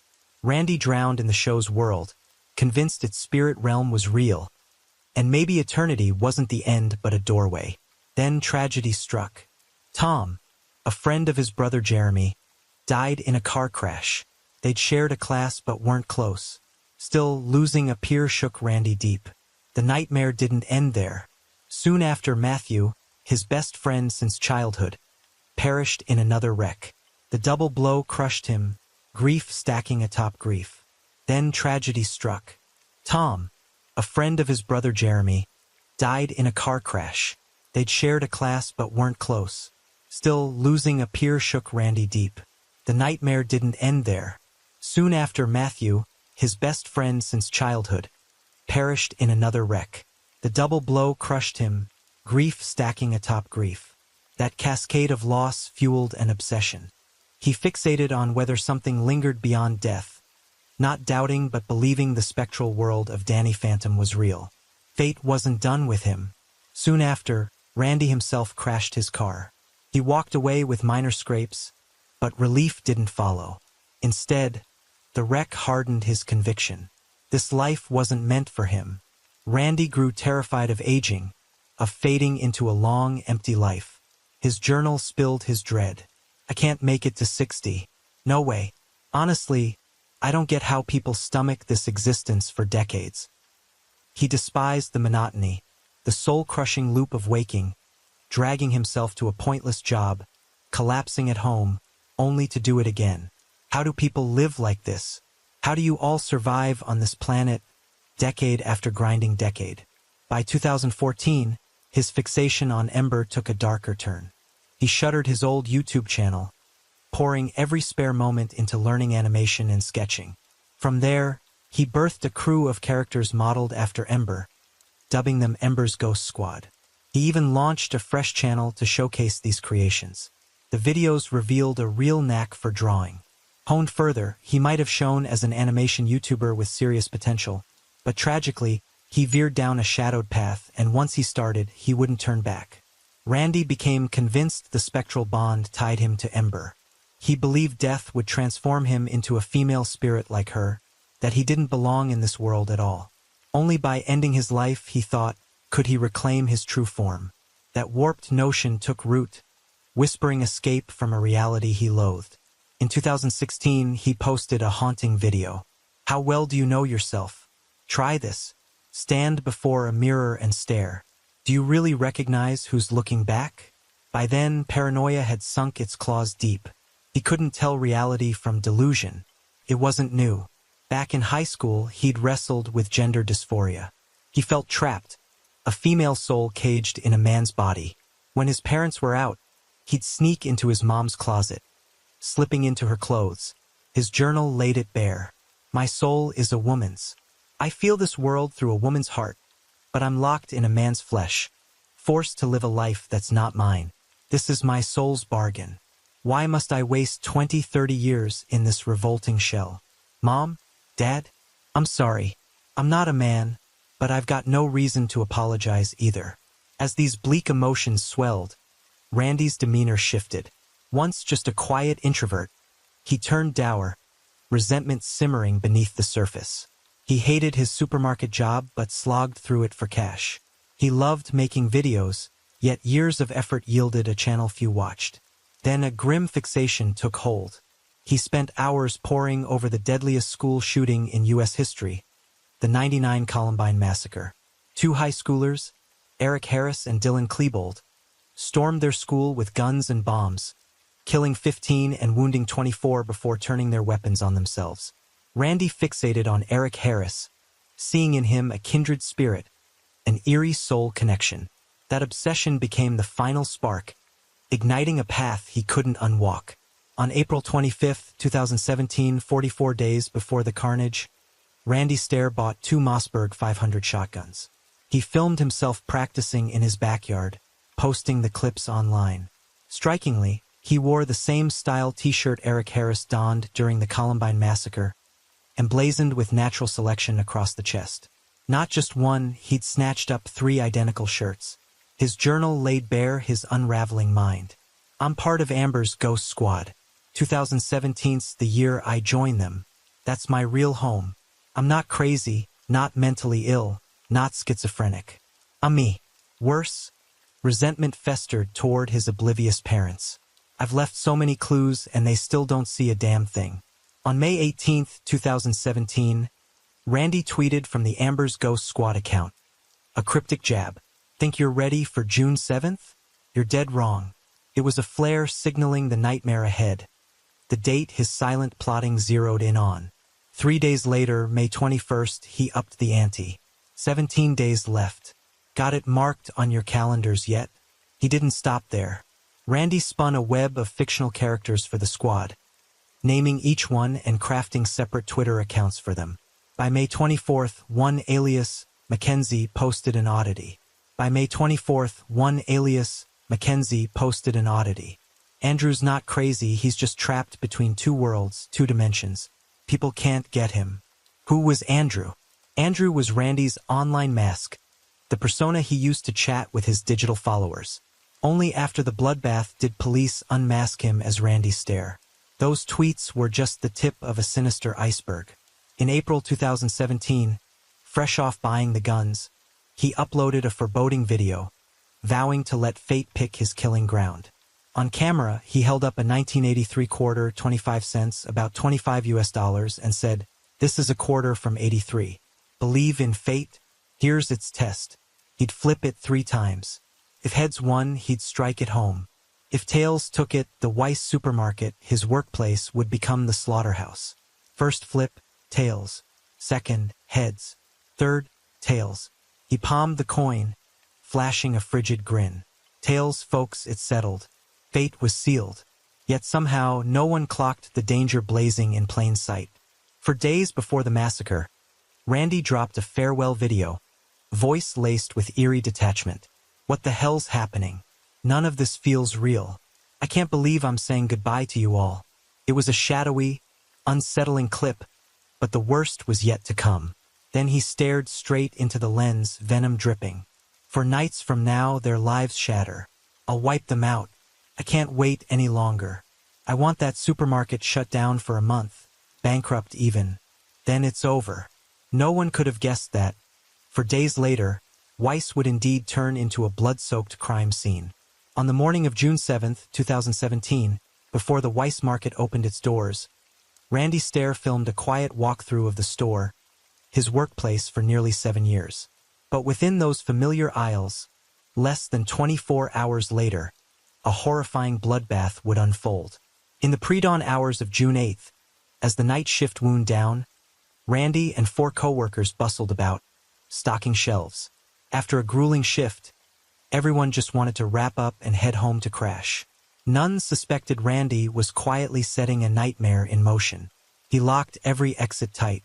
Then, with calculated menace, he stacked heavy crates against the emergency doors, turning the supermarket into a sprawling cage, trapping himself and his 4 colleagues inside. Simultaneously, he fired off cryptic tweets. To all the lovely, kind, beautiful souls out there, I hope you'll forgive me for stealing your angels away. Everything happens for a reason, good or bad. I'm sorry it ends like this. I hate goodbyes. But this time, maybe it's just see you later. Caught in that lockdown store were 4 others: Victoria, 25, Brian, 47, Terry, 63, and Kristen, 25. Victoria and Kristen were sorting stock on the same aisle. Meanwhile, Randy gripped his 2 shotguns and closed in on Victoria. Without a word, he aimed at her chest and fired. The first blast roared through the silence. She barely had time to register it before, boom, a second shot tore through, obliterating her head. Just a day earlier, he'd scrawled in his journal, "I don't hate Victoria, but there's no other way. I have to take her out." Kristen, at the aisle's far end, watched the carnage unfold. Victoria's body slumped between her and Randy, mere feet away, their eyes locked for 5 agonizing seconds. A stare down where Kristen's gaze might have briefly stalled him. Seizing that split-second pause, she bolted. Shockingly, Randy didn't pursue. Instead, he wheeled toward Brian, 47, unleashing a barrage, bullets ripping through chest, back, and arms. Terry, the oldest at 63, tried to flee but didn't get far. Randy's shots caught him in the back and shoulder, dropping him cold on the spot. Now, only Randy and Kristen remained in the sprawling store. She couldn't fathom it. A cheerful, friendly coworker had morphed into a raging killer. Was this a sick prank? A real-life horror flick? Kristen held her breath, weaving through the aisles, playing hide and seek with death itself. Miraculously, she slipped into the staff office and dialed 911, her voice a trembling lifeline. Randy didn't hunt her down. Instead, he vented his fury on the store, blasting shelves, shattering glass, trashing everything in sight. Then, before police could storm in, he strode to the deli counter, pressed a shotgun to himself, and fired. His final tweet hung in the ether. "Goodbye, everyone. I'll miss you all so much." Minutes after Kristen's call, police swarmed the scene, sealing it off. A search of Randy's home uncovered a trove of grim evidence. Ammo boxes, journals, a computer, and haunting sketches. That's when the truth unraveled. This massacre had been meticulously planned, with Randy scattering warning signs for months, ignored by all. Even those closest to him missed the red flags, as if he had hoped someone would notice and stop him. "I warned you from the start," he'd written. "The clues were right there and no one saw. Welcome to reality." In another video, Randy revealed why he picked Weiss Market as the stage for his slaughter. Turns out, his father had once managed that very store. His words dripped with bitterness and betrayal toward his dad. A raw wound laid bare. "When's the last time he said he was proud of me? Let me tell you something. In elementary and middle school, I worried more than anyone else in this family about Dad dying. I loved them back then, but by high school and college, I realized I can't love them anymore." His journals traced a chilling shift over the years. Neglected in the real world, he'd poured all his hope and identity into a virtual one, the only place he felt alive. Randy called Ember his goddess. His Twitter bio read, "You have to lose to truly live. Before graves and foreign lands, I talk to myself. Today I don't hate you, but that doesn't mean I won't despise you tomorrow." The autopsy peeled back another eerie layer. Before the rampage, Randy had applied makeup, thick black eyeliner, pale purple lips, mirroring Ember's ghostly visage. His system held a heavy dose of diphenhydramine, an antihistamine that, in overdose, can spark hallucinations or kill. A risky social media fad once dared teens to overdose on diphenhydramine, killing some in the process. Could it have sparked hallucinations in Randy before the massacre? Still, one truth holds firm. His months of careful plotting, far from a sudden snap, showed chilling intent. Because of him, 3 innocents died, 3 families shattered. Victoria had just welcomed her first child. Brian was his household's backbone. Terry, kind-hearted and beloved, warmed everyone around him. What was their crime? Why did they become sacrifices to Randy's fury? The deepest sting? This slaughter could have been stopped. Warning signs flashed bright, countless chances for someone, especially those closest to him, to catch the drift. Maybe the real tragedy isn't just the lives lost, but the silence and apathy that let it happen. We assume someone will notice, someone will step in, but no one did. Only when it's too late do we ask, what if? Today's world breeds loneliness, even amid millions. Silent cries for help, psychological scars, get brushed off when they don't scream loud enough. Yet a flicker of care, a moment to listen, a simple "are you okay?" could tip the scales from despair to hope. So, if someone near you is sinking into shadow, don't turn away. One small act might be the thread that tethers them to life.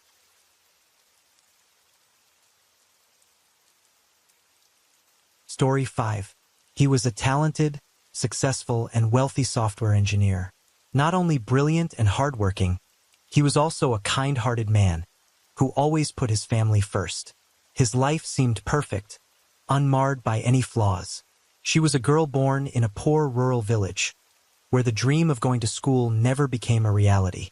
With no education or prospects, her entire world was confined to a handful of words she could read, and the grueling days of scraping by to survive. They belonged to two entirely different worlds, separated not just by thousands of miles, but by the chasm of fate itself. They should have had no connection whatsoever. Yet, destiny brought them together in a way no one could have predicted, cruelly thrusting them into a merciless spiral from which there was no escape once they stepped in. Now, let's travel back to 2002 and step into a story woven with money, conspiracy, love, and betrayal. A tale where dark secrets lurk beneath a glamorous facade, and every choice comes with a steep price. Angeles City, a small city in the northern Philippines with a population of over 400,000, has a history marked by dramatic turning points. Once occupied by Japan, Angeles City later became the site of the US-built Clark Air Base, transforming it into a key strategic hub. The presence of the American military brought a wave of immigrants and attracted countless Filipino workers seeking a livelihood. At its peak, the city thrived, especially after nightfall, when dazzling lights mingled with pulsating music. Foreign soldiers indulged in endless nights of drinking and revelry alongside women draped in alluring, captivating beauty. Even after the U.S. military withdrew, Angeles City retained its vibrant energy. Bars, casinos, and karaoke lounges sprang up like mushrooms, turning the city into a hotspot in Southeast Asia, renowned for its electrifying nightlife. It also earned a more sinister nickname, the City of Sin, and it was in this very place that the story we're about to tell unfolded. Stephen Davis, a brilliant young software engineer who had risen to a leadership position at a company in the Philippines. Earning over £60,000 a year, he was the epitome of a winner in the game of life. Born on March 27, 1970, in Nottingham, England, Stephen grew up in an ordinary family. His parents had 3 children, and as the eldest, he had 2 younger sisters. As a child, Stephen was a bit mischievous, but still a good kid, always getting along well with his family. Their lives flowed peacefully, seemingly destined to remain that way, until a devastating tragedy struck when he was 14. Stephen's father died in a car accident, leaving an unfillable void. The shock transformed Stephen overnight, from a naive child to a mature young man in the blink of an eye. As the only man in the household, Stephen took on the responsibility of caring for his mother and 2 sisters. From that moment, he became incredibly diligent, tending to his family's every need, ensuring they never lacked for anything. A few years later, his mother remarried a man named Alan. Alan's arrival brought joy back to the family. He bonded well with the 3 children, and quickly became the new pillar of the household. This gave Stephen more time to pursue his passion for computers. Whenever he had a free moment, Stephen would sit in front of a screen, tirelessly studying every detail. He didn't hang out with friends or care for social gatherings, but that focus led to remarkable achievements. After years of self-study, Stephen not only mastered computer hardware, but also became proficient in programming, a highly promising skill in the 1980s. As expected, his exceptional self-taught talent landed him his first job, making his family immensely proud. From then on, Stephen poured his heart into his career. At 21, his outstanding abilities caught the eye of a company in Hong Kong, which offered him a salary 3 times higher just to bring the young man on board. The lucrative offer was too tempting for Stephen to resist. He also saw it as a chance to travel the world and broaden his horizons. His mother, Margaret, though reluctant to part with her son, didn't want to hold him back. In the end, she let Stephen go, supporting him in chasing his dreams. Keep the name Margaret in mind. She's a key figure in today's story. With his new job, Stephen threw himself into work relentlessly. Before long, he had carved out a solid position for himself in Hong Kong. A high salary and a smooth career made his life increasingly comfortable and prosperous. Yet, no matter how busy he was, weekends were still a time to unwind. At the time, the wealthy elite often chose Angeles City as their playground.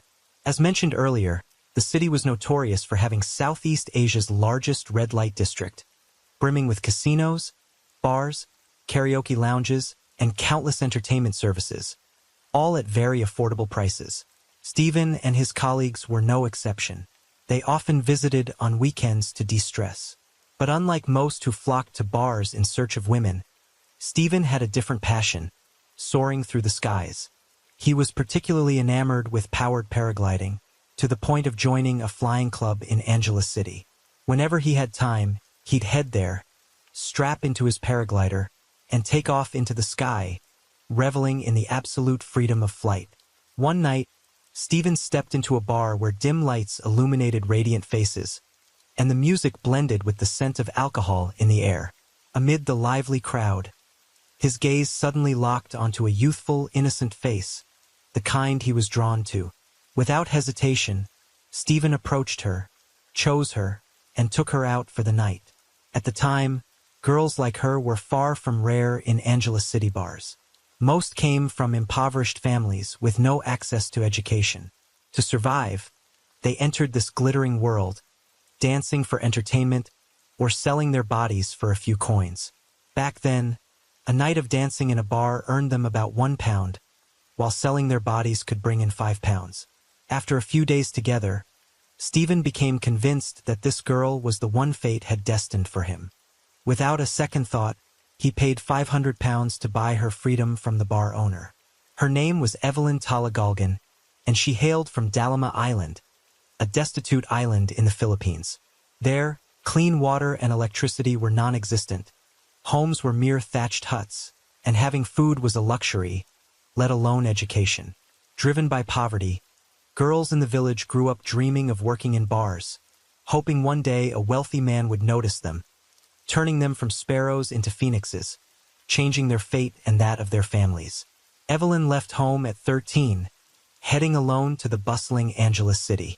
She worked as a dancer in a bar, earning a meager £1 a day, but it was still better than life back home. At least she had food and nice clothes to wear. Like many other girls, she longed for the day a wealthy, blue-eyed, blonde-haired foreigner would appear to rescue her from this life. Evelyn believed she was incredibly lucky to have met Stephen. To her, he was the ideal partner, young, handsome, kind, and deeply devoted to her. Most importantly, he was rich, exactly the kind of man she had always dreamed of. Throughout their time together, Evelyn was obedient, gentle, and knew how to charm and show affection, which delighted Stephen. The more time they spent together, the deeper he fell for her, to the point of entertaining a wild idea, marrying her. Though fully aware of this woman's past, Stephen didn't dare tell his parents the whole truth. He only mentioned that Evelyn came from a poor fishing village, had little education, and had worked in a bar. His mother, Margaret, assumed it was just a regular bar like those in England and didn't think much of it. In 1997, Margaret and her husband flew to Hong Kong to visit their son. This was also their first time meeting their daughter-in-law, Evelyn. Though Evelyn behaved politely and respectfully, after a few days, Margaret found herself unable to warm to the girl. The gap between her son and Evelyn was too vast. One was a high-level computer expert, the other barely educated, hardly able to read or write. They had nothing in common to talk about, as if they came from two entirely different worlds. But there was little she could do. Her son treated Evelyn like a treasure, and Margaret didn't feel it was her place to interfere. She could only let things be, hoping the two would find happiness together. In March 1997, Stephen and Evelyn officially registered their marriage in Hong Kong. At the time, Evelyn was only 17, too young to legally marry, so she borrowed her older sister's identification documents, falsifying her age to claim she was 21.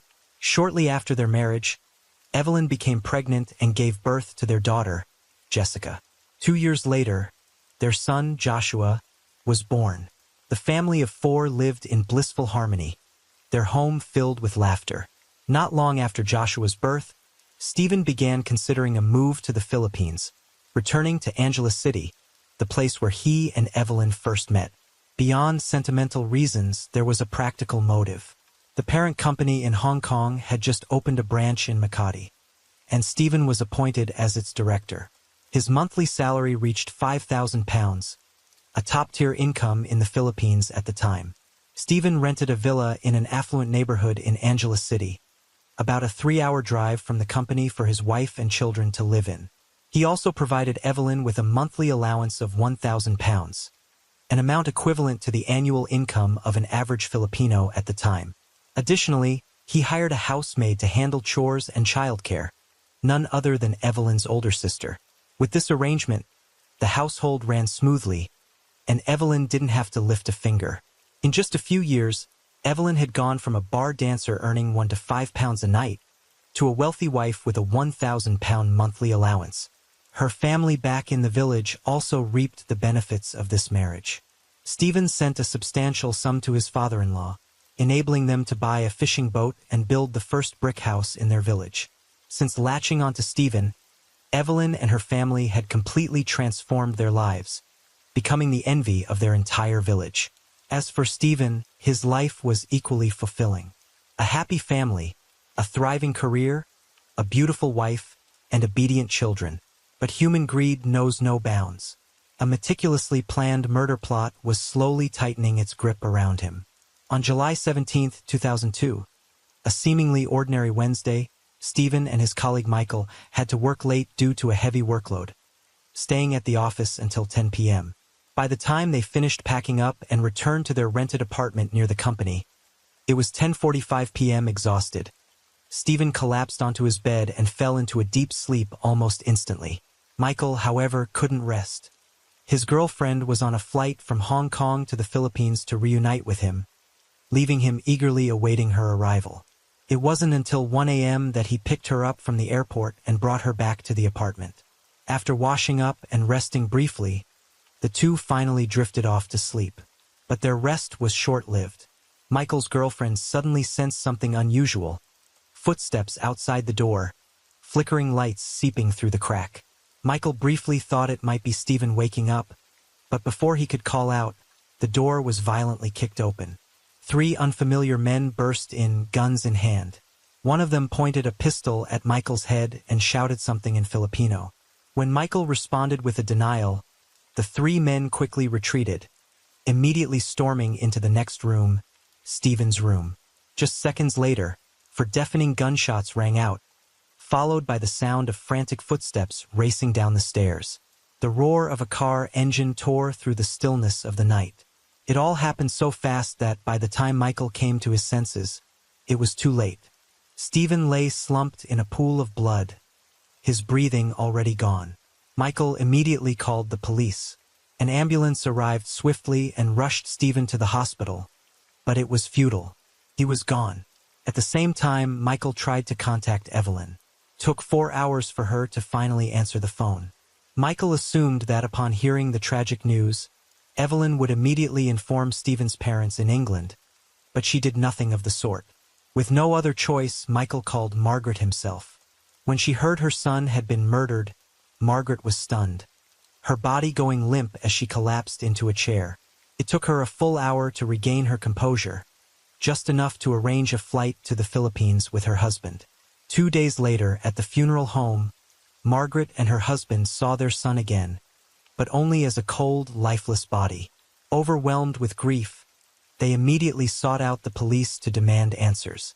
Perhaps fearing that a murder involving a British citizen might spark diplomatic issues, or for reasons unknown, the Philippine police conducted their investigation with suspicious haste. They suggested the mastermind could be a business partner or rival of Stephen's, and within just one day, they concluded it was a killing driven by a business dispute. But Margaret was quick to question this. If this truly was a targeted hit over a commercial conflict, why was Michael unharmed? Especially since he recalled a crucial detail from that night. The three intruders had asked, "Is this him? Are you sure it's the right guy?" Clearly, they were after a specific target. Just days later, the Philippine police abruptly changed their story, claiming it was a case of mistaken robbery. Yet Margaret remained unconvinced. She grew increasingly suspicious of her daughter-in-law, Evelyn, sensing something deeply sinister. She stated with unwavering certainty, this wasn't just a woman's intuition. It was backed by a series of disturbing details Margaret had uncovered. First, when Stephen was killed, Evelyn didn't bother to notify his family. It was Michael who broke the news. For a wife who had just lost her husband to be so indifferent, wasn't that beyond strange? Second, when Margaret and her husband arrived at the funeral home, Evelyn didn't greet them or offer any comfort. Her demeanor was that of a stranger, completely detached, showing not even a hint of grief. The first thing she asked was, "Did he say anything?" Then she brought up money. Her coldness was profoundly suspicious. Third, Evelyn let slip a detail that raised Margaret's suspicions. She mentioned they had been in the apartment for 20 minutes. This information had never been publicly disclosed by the police. How could Evelyn know the exact time frame unless she was involved?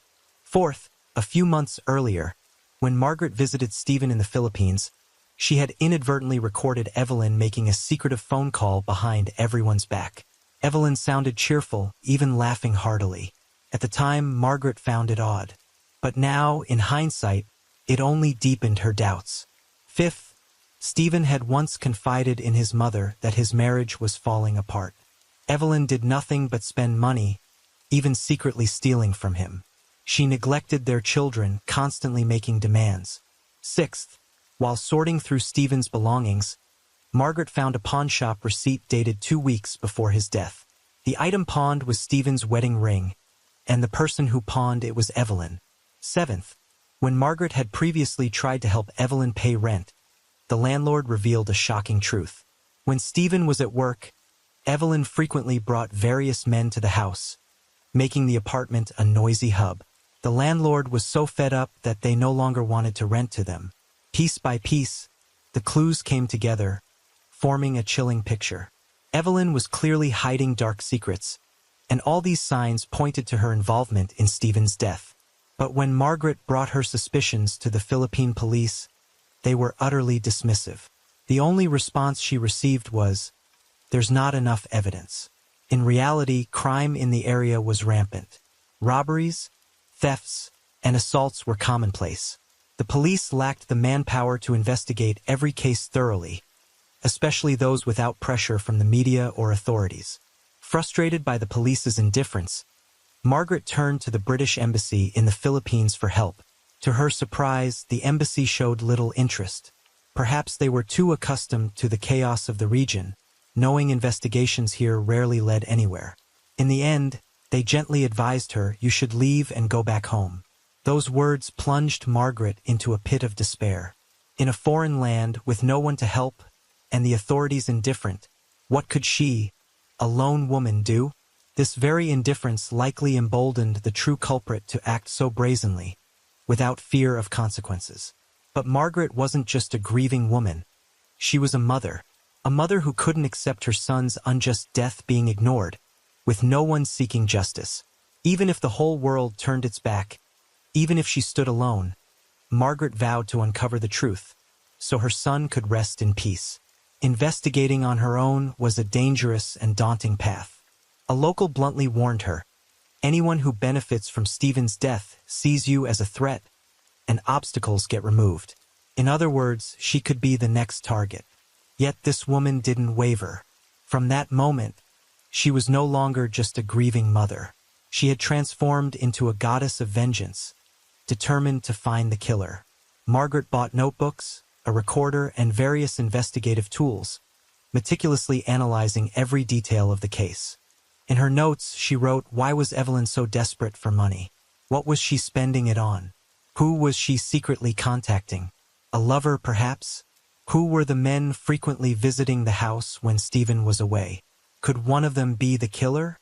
It all seemed plausible, but investigating alone was impossible. So Margaret decided to spend a significant sum to hire a local private investigator, tasking them with following Evelyn 24/7. At the same time, she actively reached out to Evelyn's relatives, friends, and neighbors. Her method was simple: money for information. Surprisingly, this approach, which seemed unlikely to work, proved incredibly effective. Some of Stephen's colleagues revealed that his marriage to Evelyn had long been crumbling.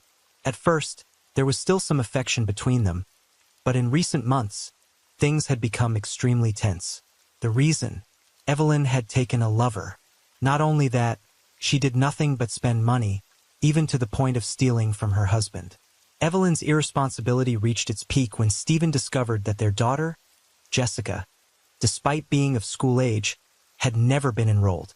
The tuition money had been taken by Evelyn long ago, unbeknownst to him. Furious but still holding on to a shred of hope, Stephen sat down to talk with his wife. He proposed that if she ended things with her lover, they could salvage their marriage. He gave her two options. Either you go to school to get an education or you find a job. But for someone like Evelyn, accustomed to a life of dependency and laziness, how could she accept either option? In the end, Stephen had no choice but to cut off her allowance entirely. This decision was far from simple, could push her to act recklessly. Some colleagues warned Stephen to be cautious, to avoid letting this woman bite back when cornered. Yet Stephen remained calm. Tensions between the two escalated beyond reconciliation. Finally, Stephen decided to move out, renting an apartment near his company to limit his time at home. His life began to revolve around late-night drinks and bar visits, a way to escape the turmoil caused by Evelyn. Another crucial clue soon emerged. Evelyn was intimately involved with a man named Arnold. The two were often seen embracing, displaying overly affectionate behavior. This man was very likely her lover. Meanwhile, after days of surveillance, the private investigator discovered two men frequently sneaking in and out of Evelyn's house. One of them was Arnold. Not only that, the investigator captured clear photos of them. With this evidence, the police finally took decisive action. They swiftly arrested the two suspicious men, Arnold and his accomplice Alexander, who worked in the same trade. Ironically, due to the police's limited budget, all travel expenses from Makati to Angeles City for the investigation and arrests were covered by Margaret. She even had to pay for the police's fuel costs. After the suspects were apprehended, a key witness emerged: Michael. On the night of the murder, Michael had seen the killers firsthand. So, upon arriving at the police station, he immediately recognized the two men in custody as the gunmen who attacked them that night. With the direct testimony of a witness on August 16, 2002, Arnold and Alexander were officially charged with murder. Normally, apprehending the culprits would be cause for relief, but things were far from straightforward. A sympathetic officer secretly warned Margaret that this case was anything but simple. At the same time, the British Embassy issued an ultimatum, demanding she leave the Philippines immediately or face grave danger. The reason? The two men just arrested were former anti-drug police officers. They not only had ties to the police force, but were also connected to local criminal gangs. Now, charged with murder, their associates might attempt to rescue or worse, silence Margaret to erase all evidence. If anything happened to her, with no plaintiff left, the case would be buried forever. After careful consideration, Margaret decided to temporarily withdraw, seeking safety elsewhere. Though she chose to leave, Margaret remained deeply worried about the safety of her two grandchildren. Following the British Embassy's advice, she agreed to return to the UK. But before departing, she wanted to do one last thing. She contacted Evelyn, offering a sum of money in exchange for taking Jessica on a one-week trip. Seeing the immediate benefit, Evelyn quickly agreed and handed over Jessica's passport. In September 2002, after over a month of tension and grief, Margaret and her husband finally left the haunting city, safely returning to the UK. Most importantly, they successfully brought Jessica with them. Though 2 of the killers had been caught, Margaret had no intention of stopping. A third gunman was still at large, and more crucially, the true mastermind had yet to be exposed. However, returning to the Philippines at this point was impossible. The British Embassy had made it clear, if she returned, her life would be in danger. To make matters worse, Evelyn was furious upon discovering her mother-in-law had taken Jessica out of the Philippines. In a rage, she immediately filed a lawsuit against Margaret, accusing her of kidnapping. This meant that if Margaret set foot in a Philippine airport, she could be arrested on the spot. But Margaret refused to give up. She was determined to see the case through, even if she couldn't be physically present. She sent emails to anyone who might pressure the Philippine police, from British MPs and lawyers, both domestic and international, to the British Embassy in the Philippines. At the same time, she continued hiring private investigators, gathering information from Evelyn's friends and acquaintances.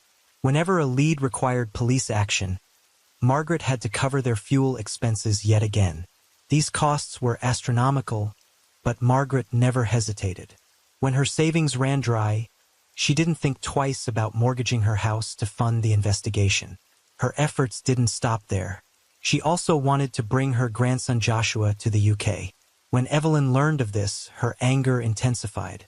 Through a mediator, she declared in fury, "Taking my daughter wasn't enough, and now you want my son too." Her words were nothing short of a threat, heightening Margaret's fears for Joshua's safety. Desperate, she sought information from Evelyn's close contacts, hoping someone knew the boy's whereabouts. If you're wondering why these people were so willing to help Margaret, the answer is simple. Beyond the money, many of them genuinely despised Evelyn. Since gaining wealth, Evelyn had treated her less fortunate relatives with contempt. Her cruel words and actions turned former allies into enemies. Through her persistence, Margaret finally received a crucial tip from one of Evelyn's relatives.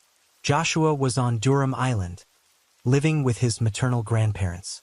Margaret immediately reached out to the grandparents.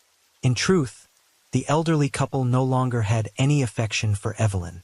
Since Stephen, their ATM, was gone, everything had changed. This fractured relationship gave Margaret an opportunity. She offered over £3,000 to bring Joshua to the UK. After weighing their options, the grandparents realized they couldn't raise the child properly. By letting him go, they'd not only be relieved of the burden, but also gain a substantial sum, so they quickly agreed. After over a month of negotiations and navigating complex paperwork, Joshua was finally brought to the UK. But upon seeing him, Margaret was horrified. Joshua was severely malnourished, his eyes sunken, his body frail. Even more alarming, his ankles bore clear marks of being tied, evidence he had been bound to prevent escape. While working to care for and help Joshua recover, Margaret never stopped investigating the case. After months of relentless pursuit, she finally achieved a major breakthrough, thanks to a revelation from Evelyn's aunt. The woman identified the third gunman, Robin Budize. Ironically, Robin was none other than the husband of Gina, Evelyn's sister. However, Robin had fled immediately after the murder, and despite the time that had passed, the Philippine police had yet to apprehend him. On June 14, 2003, 11 months after the murder, the Philippine police finally tracked down and apprehended Robin. Under the pressure of the investigation, Robin quickly offered to cooperate. He agreed to testify against Evelyn, promising to reveal the entire truth without holding anything back, in hopes of receiving a lighter sentence. According to Robin's testimony, he admitted to directly participating in Stephen's murder, but the mastermind pulling the strings was none other than Evelyn. It was Evelyn who guided the group, providing the key to the apartment. During the attack, she didn't leave. She sat in the car downstairs. After it was over, Evelyn repeatedly warned Robin and his accomplices to stay silent, forbidding them from breathing a word to anyone. And her motive for orchestrating it all? Money. Evelyn had bragged to Robin about her husband's wealth, boasting that he owned property in the UK and had a substantial life insurance policy. If Stephen died, she would inherit a massive fortune. In November 2003, with Robin's testimony, the trial of Arnold and Alexander, who had been detained for 14 months, finally commenced. At the trial, Gina, Evelyn's sister, also testified. She confirmed that her sister had an ambiguous relationship with Arnold, and Evelyn herself had admitted it to her. Not only that, Evelyn had been financially supporting Arnold, buying him a motorcycle and renting a house for him. Evelyn had declared that once Stephen was dealt with and she had the money, she and Arnold could be together freely. These statements perfectly aligned with Robin's earlier confession, further solidifying the evidence against the two defendants. In the end, Arnold and Alexander were convicted of murder and sentenced to 30 years in prison without parole. They were also fined 50,000 pesos, an amount to be paid to Stephen's children as compensation. Robin, however, escaped imprisonment by agreeing to testify and fully confessing the truth. Now only Evelyn remained at large. The police issued a warrant for her arrest, but finding her was no easy task. The Philippines, with over 7,000 islands and a lack of robust surveillance systems, made it simple for Evelyn to disappear into a remote hideout, rendering her capture incredibly difficult. Time passed quietly, and months later, there were still no leads. The Philippine police weren't particularly eager. Suspects going off the grid were hardly uncommon for them. But Margaret wasn't like that for her. As long as the mastermind behind her son's murder remained free, she could never find peace. Finally, at 6:30 p.m. on February 17, 2004, the police located Evelyn. She was hiding in a remote village in Zambales province, surviving with the help of a friend. She was immediately escorted back to Makati. Even then, Evelyn loudly proclaimed her innocence. She insisted she hadn't been on the run, claiming she was simply living a normal life. Notably, by this point, Evelyn had been completely abandoned by her family and relatives. Some even expressed disgust, declaring that having a husband-killer in the family was an unforgivable disgrace. During her time awaiting trial, no one visited her except her father. Those once close to Evelyn no longer cared whether she lived or died. At the trial, Evelyn continued to deny all charges. She insisted on her innocence, even claiming to have an alibi. But all her defenses were futile. The police had gathered ample evidence, summoning 14 witnesses to testify and building a tight, comprehensive chain of proof. Meanwhile, Evelyn couldn't produce a single witness to support her so-called alibi. On November 25, 2004, the day of the final verdict, Margaret and her husband once again traveled thousands of miles to the Philippines. They wanted to witness firsthand the sentencing of the woman who had killed their son. In a cramped courtroom in Manila, as Evelyn was brought in, she maintained a calm demeanor, showing no signs of worry. She didn't even glance at Margaret and her husband sitting nearby. But the moment the judge declared her guilty of murder, sentencing her to 40 years in prison without parole, her face froze, her eyes filled with shock. Margaret had never expected a death penalty. For her, this outcome was more than enough to feel satisfied, enough for Stephen's soul to rest in peace. After leaving the courtroom, Margaret requested to meet Evelyn. She wanted to see if Evelyn had anything to say. But Evelyn sat there coldly, putting on her glasses, not even bothering to stand. When asked about her children, she said she missed them dearly, but her face betrayed no emotion. Even so, Margaret left her a small notebook filled with drawings by the children. She also promised to send regular letters so Evelyn could know how her children were growing up. But that was all she could do. From now on, Margaret hoped Evelyn would truly reflect on her crimes behind bars. Looking back on the entire case, Evelyn once had the chance to transform her life, to hold a future many could only dream of. Yet she never cherished the happiness she had. Many couldn't understand why Evelyn had gone down this path. But for Margaret, the answer was clear. From the very beginning, Evelyn only cared about money. She never loved Stephen, never saw him as a true partner. To her, money mattered more than anything. And people like that are the most dangerous, willing to do anything, even commit heinous crimes like murder, to achieve their goals. Margaret's story of vengeance quickly captured widespread attention. After the case concluded, numerous newspapers published articles about her, praising her as a courageous, resilient mother who never backed down in her quest for justice for her son. Without Margaret's persistence, this case might have faded into obscurity with the culprits walking free. In fact, the 14 witnesses who testified, along with those who helped Margaret gather evidence, had all faced threats. Some even had to relocate multiple times to avoid retaliation, showing that the perpetrators weren't just ordinary criminals. They had sophisticated methods. Fortunately, thanks to international attention, the case was finally taken seriously by the police, leading to a fair trial that delivered justice for Stephen.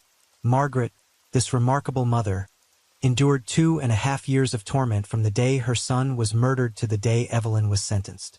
Not a single night did she sleep peacefully. Not a single day did she stop seeking justice for her son.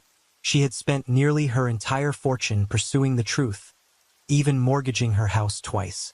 In the aftermath, Margaret decided to document her arduous journey in a book titled For the Love of My Son, a work that recounts every detail of her unrelenting battle against the perpetrators.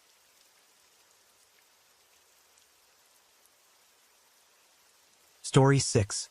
In 2023, a South Korean drama series titled The Glory took the world by storm. The show chronicles the bitter yet fiercely intense journey of a victim seeking revenge after years of enduring abuse. One unforgettable scene left a lasting impression on viewers: the moment when Park Hyun-jin, a former bully now working as a weather presenter, shamelessly humiliates a junior colleague. With arrogance, she declares that no matter how youthful someone might be, those scraping by on meager salaries could never compare to someone with a solid financial backing like herself. Little did anyone expect that 2 years later, this scene would resurface in a chilling way, no longer just a fictional plot on screen. In early 2025, South Korea was rocked by the news of a female weather presenter who took her own life due to workplace bullying. As the story unraveled, the public was stunned to realize that the shadow of Park Hyun-jin from The Glory wasn't just a tale on screen. It had come to life in the real world. The weather presenter in question was Oh Yeona. She was born in Gwangju, South Korea, raised by a single mother in a modest household. From a young age, Oh Yeona harbored a dream of shining on television. Each time she saw glamorous celebrities on screen, she yearned to one day become the center of attention herself. At 19, she began auditioning for various entertainment companies. With her striking appearance and impressive physique, she consistently won awards and eventually became an idol trainee. But that world was far from the dazzling fantasy she had imagined. Grueling training sessions and strict diets left Oh Yeona physically and mentally exhausted. Ultimately, she decided to abandon her path to becoming an idol. Yet her dream of appearing on television never faded. She continued her education, tirelessly honing her skills through beauty pageants and modeling gigs, preparing herself for the opportunity of a lifetime. The year 2021 marked the greatest turning point in Oh Yeona's life. She boldly applied for a weather presenter position at MBC, one of South Korea's 3 major broadcasting networks. Despite lacking a relevant degree or experience, her radiant beauty and relentless determination helped her excel through rigorous tests and interviews, securing her dream role. In a vlog capturing that unforgettable moment, Oh Yeona joyfully shared the news of her acceptance with her mother. The two embraced, tears of happiness streaming down their faces. But Oh Yeona could never have imagined that this wasn't the beginning of a radiant dream. It was the gateway to a nightmare. Just 3 years later, she would end her own life, putting a tragic full stop to months of darkness with no way out.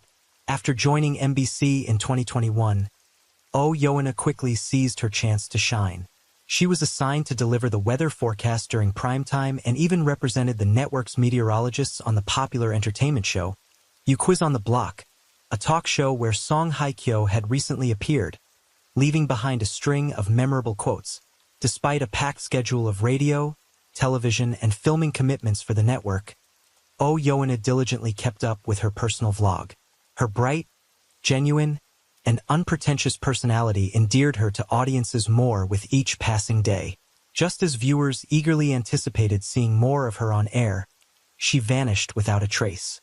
No one saw the young woman on weather broadcasts anymore. Her social media accounts fell silent, with no updates to be found.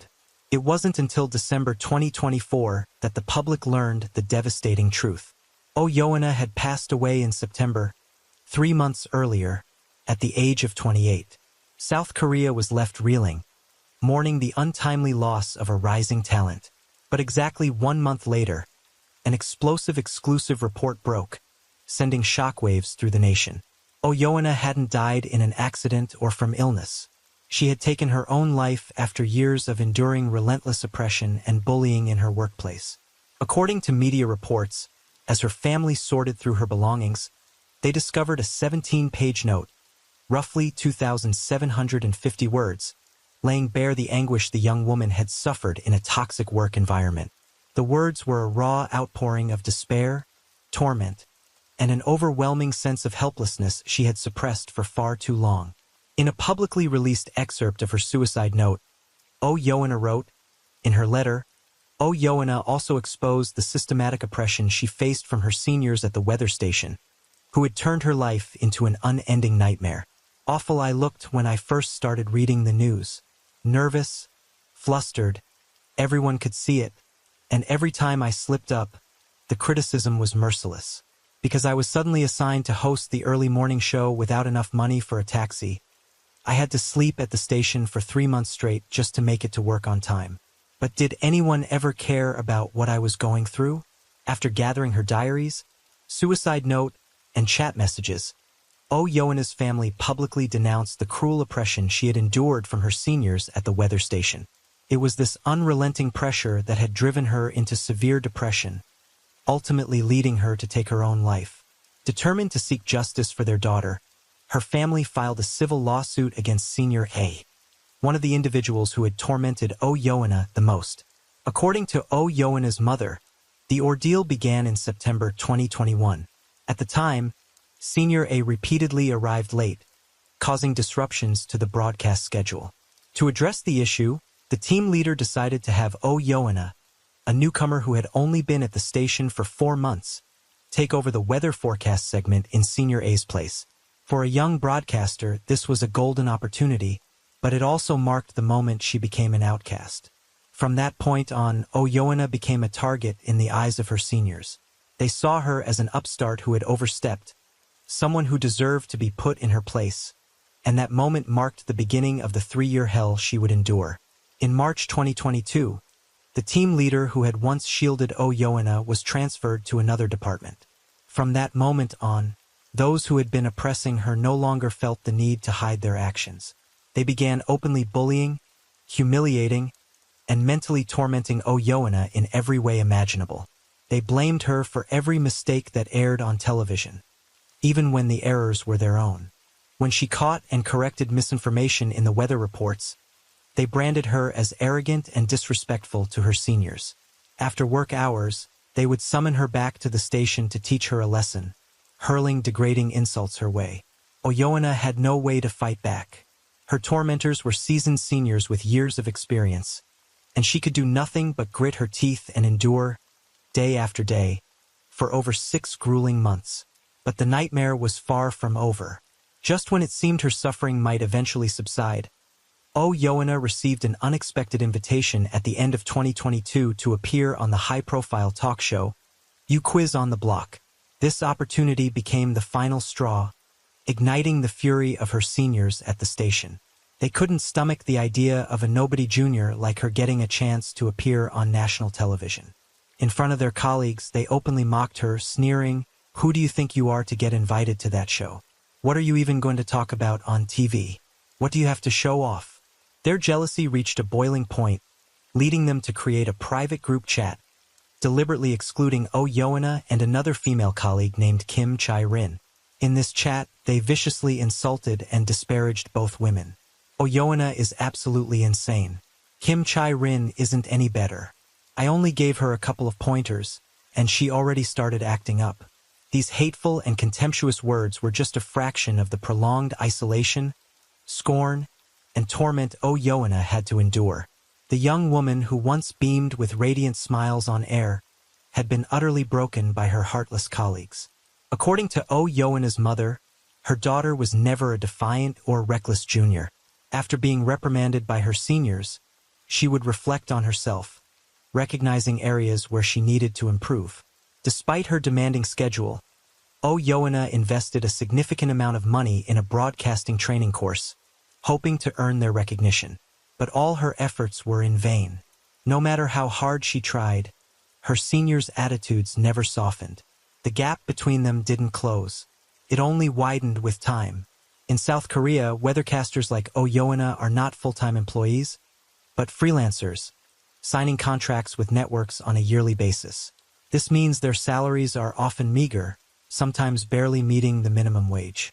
Yet the job is far more demanding than simply standing in front of a camera and reading the weather. They must independently contact the meteorological agency, verify information, and write their own scripts. To appear on the 6 a.m. broadcast, they need to be at the station by 2 or 3 a.m. to prepare. Under the bright studio lights, everything may seem glamorous, but the reality is riddled with challenges and pressure. A single misstep could lead to immediate dismissal by the network. For Yoana, a young broadcaster, this fear loomed over her every single day. On one side, she was haunted by the demands of her job, where a single mistake could cost her everything. On the other, her ruthless seniors trampled on her self-esteem daily, making her feel worthless and inadequate. Yoana was utterly drained, yet she couldn't find peace even in sleep. Her mother watched in anguish as her daughter grew increasingly frail and hollow. She pleaded with Yoana to quit the job multiple times, but the young woman remained determined to persevere. To make ends meet, Yoana took on a slew of side jobs, working as a fitness trainer, a restaurant server, and even a freelance writer. She once confided in her mother, "Only when my body is exhausted to the point of collapse can I finally fall asleep. Only when I have enough money can I keep improving myself. I still want to be a great weathercaster." But Yoana's condition showed no signs of improving. After repeated attempts to convince her, her mother finally took her daughter to a psychiatric hospital for evaluation. At the psychiatric hospital, Yoana was diagnosed with clinical depression. In her medical records, the doctor detailed her psychological state at the time. The moment the patient steps into her workplace, she becomes overwhelmed with anxiety and fear. Every day she forces herself to endure, apologize, and diminish her own worth to appease her seniors' anger. The patient constantly blames herself, believing she's never good enough and must take responsibility for every mistake. She has lived this way for years. The hospital prescribed sedatives and antidepressants for Yoana. Initially, the medication helped, allowing her to temporarily overcome her sleepless nights. But after a short period, her depressive symptoms worsened significantly. When even sleeping pills couldn't bring her a peaceful night's rest, Yoana turned to alcohol, hoping to momentarily escape her pain. However, this coping mechanism not only failed to ease her suffering but dragged her into a vicious cycle of despair. After drinking, she overslept the next morning, arriving late to work, which forced the production team to scramble for a last-minute replacement. One mistake led to another, and after being reprimanded, she sought solace in sleeping pills and alcohol again, to numb the reality. This downward spiral trapped her in a cycle with no way out. Yoana's vulnerability only fueled her seniors' irritation. One of them, Senior A, didn't hesitate to lash out with venomous words upon seeing Yoana's tear-swollen eyes. This senior berated her for causing the show's director to suspect that bullying was taking place between seniors and juniors. Those harsh words pushed Yoana to the brink of collapse. On September 6, 2024, Yoana decided to end it all. But at that critical moment, an elderly woman passing by intervened just in time to stop her. The police arrived swiftly, persuading her to abandon her plan. When asked for her reason, Yoana softly replied, "Work and life are just too painful. Maybe this way would be easier." Her family, upon learning of the incident, was consumed with worry, fearing she might attempt it again. They pleaded with her to seek inpatient treatment, but Yoana insisted on reassuring them. "I was just too angry at that moment. I'm fine now. She even emphasized that she still had shows to film and advertising contracts to fulfill, promising she wouldn't do anything reckless again. Despite her assurances, the incident left lasting scars. Oh Yoona sustained facial injuries, including damage to her teeth, forcing her to withdraw from a program scheduled to air on September 30th. On the 12th, she posted a photo of her injury diagnosis on Instagram, announcing that she wouldn't be able to appear on the weather broadcast and expressing gratitude to her replacement, Kim Chae-rin. That post would be Oh Yoona's last. 3 days later, the 28-year-old took her life for good. The news of Oh Yoona's passing sent shockwaves through South Korea. Both the media and online communities erupted in outrage, demanding answers from NBC. In a short time, the identities of the 4 seniors who had bullied her were exposed. Lee Hyun-sung, Kim Jae-young, Park Ha-young, and Choi Ah-ri. Oh Yoona's supporters flooded her YouTube channel, leaving messages of condolence and calls for justice. They demanded a thorough police investigation, urging that those responsible for her torment be held accountable under the law.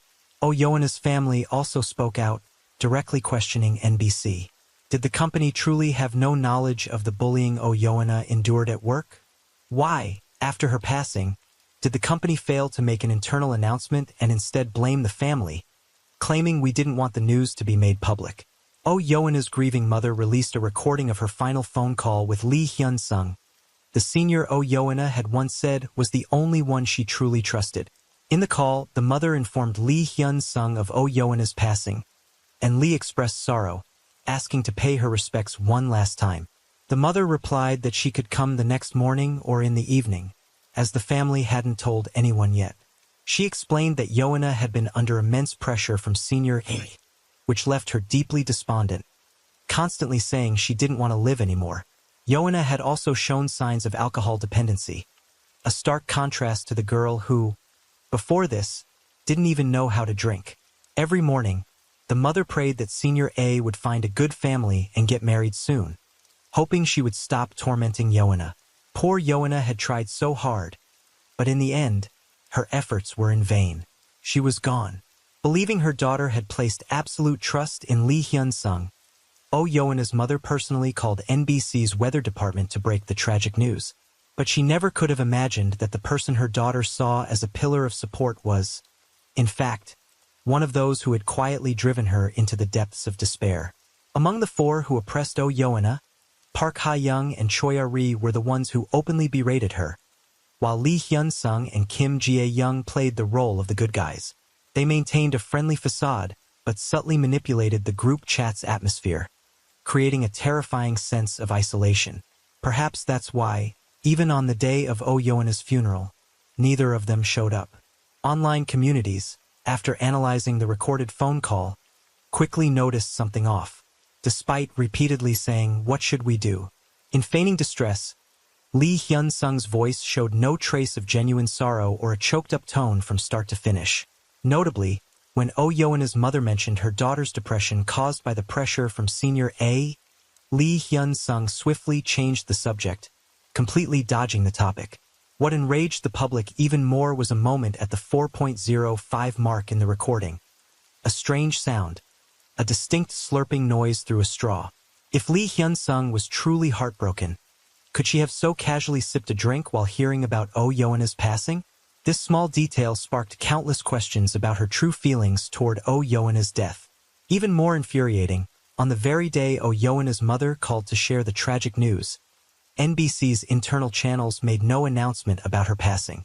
Instead, they immediately moved to control the narrative, instructing employees to stay silent.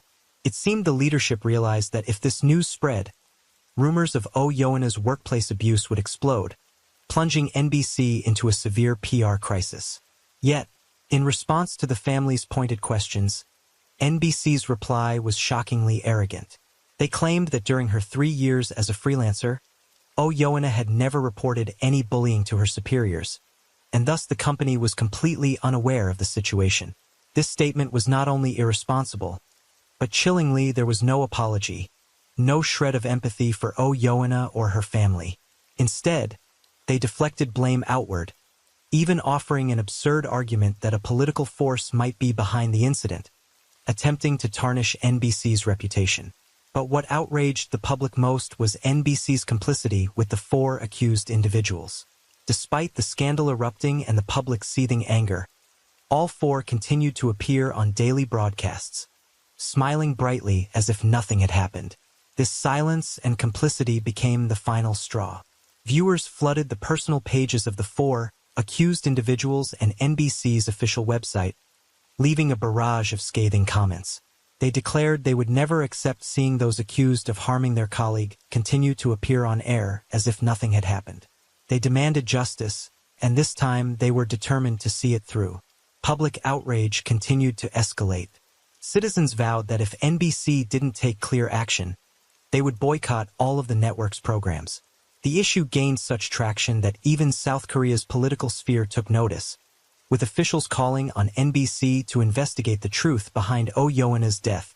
Under mounting pressure from the public, on January 31st, NBC was forced to shift its stance. They announced the formation of a truth investigation committee, chaired by an external expert, pledging to address the questions surrounding Oh Yeon-a's case. They also stated they would meet directly with the victim's family to discuss the matter. But just days after the investigation was announced, posts with titles like Oh Yeon-a's attendance records and Oh Yeon-a's moral character began surfacing on various online forums. These posts publicly disclosed a slew of documents, including reports of incidents Oh Yeon-a had faced while hosting, and a list of times she had been late to work. According to the leaked documents between January 2022 and January 2023, Oh Yeon-a had been absent or late to work 9 times due to being unreachable.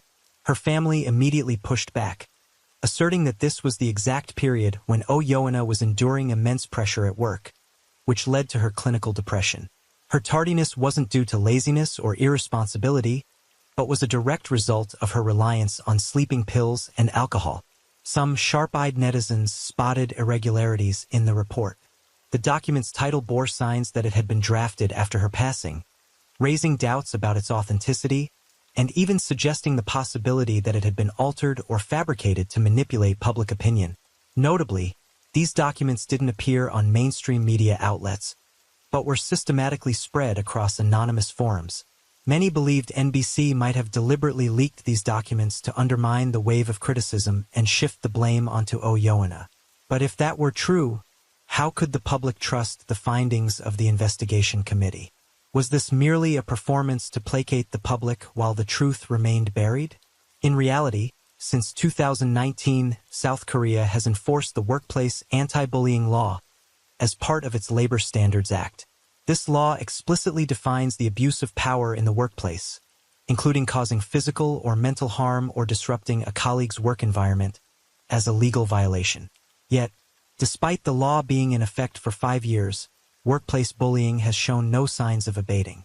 According to data from South Korea's Ministry of Employment and Labor, the number of complaints related to workplace bullying nearly doubled, rising from 5,823 cases in 2020 to 10,236 cases in 2021 to 2023.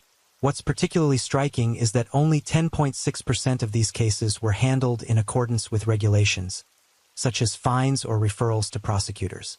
In contrast, the number of cases deemed to show no evidence of violation doubled compared to when the law was first enacted.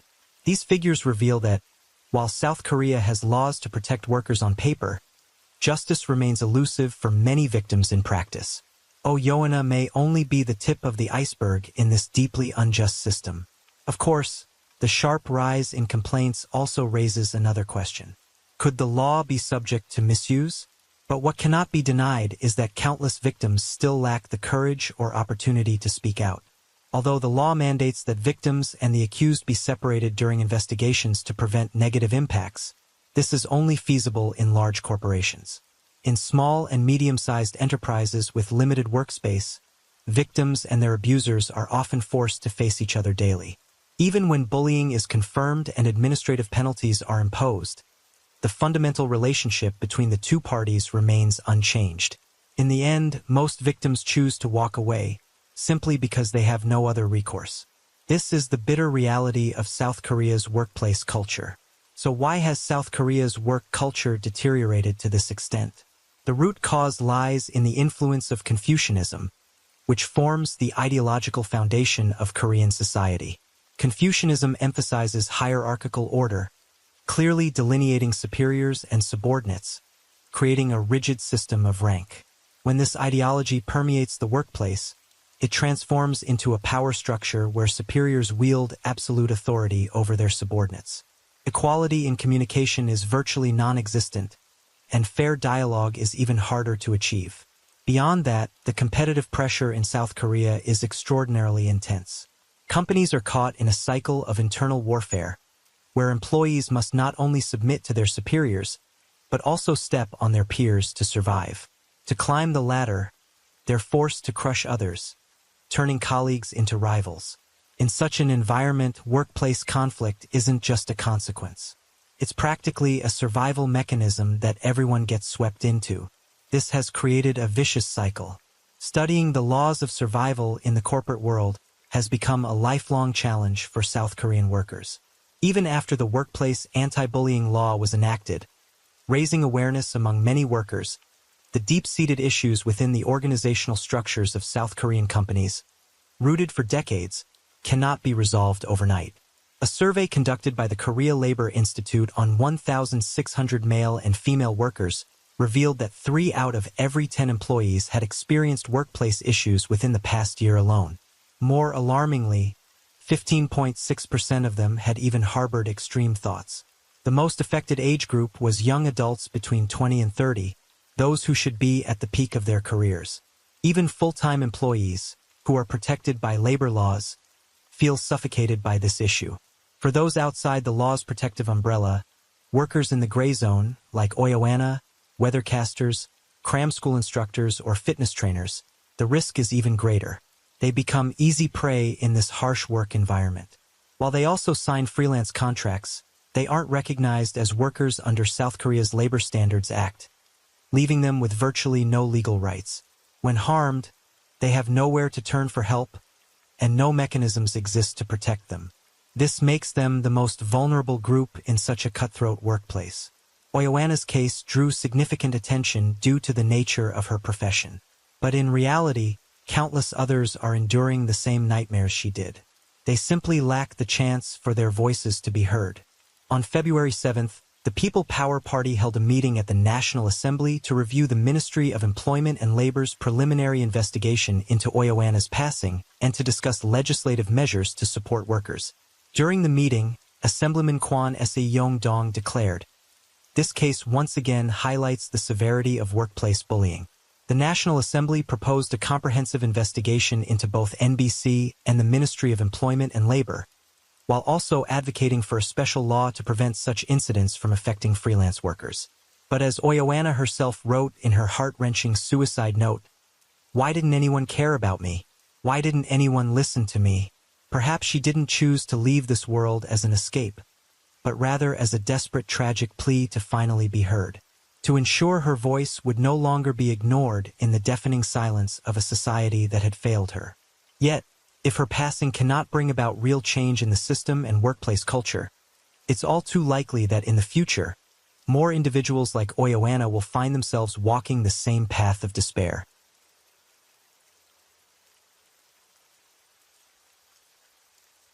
And the night deepens.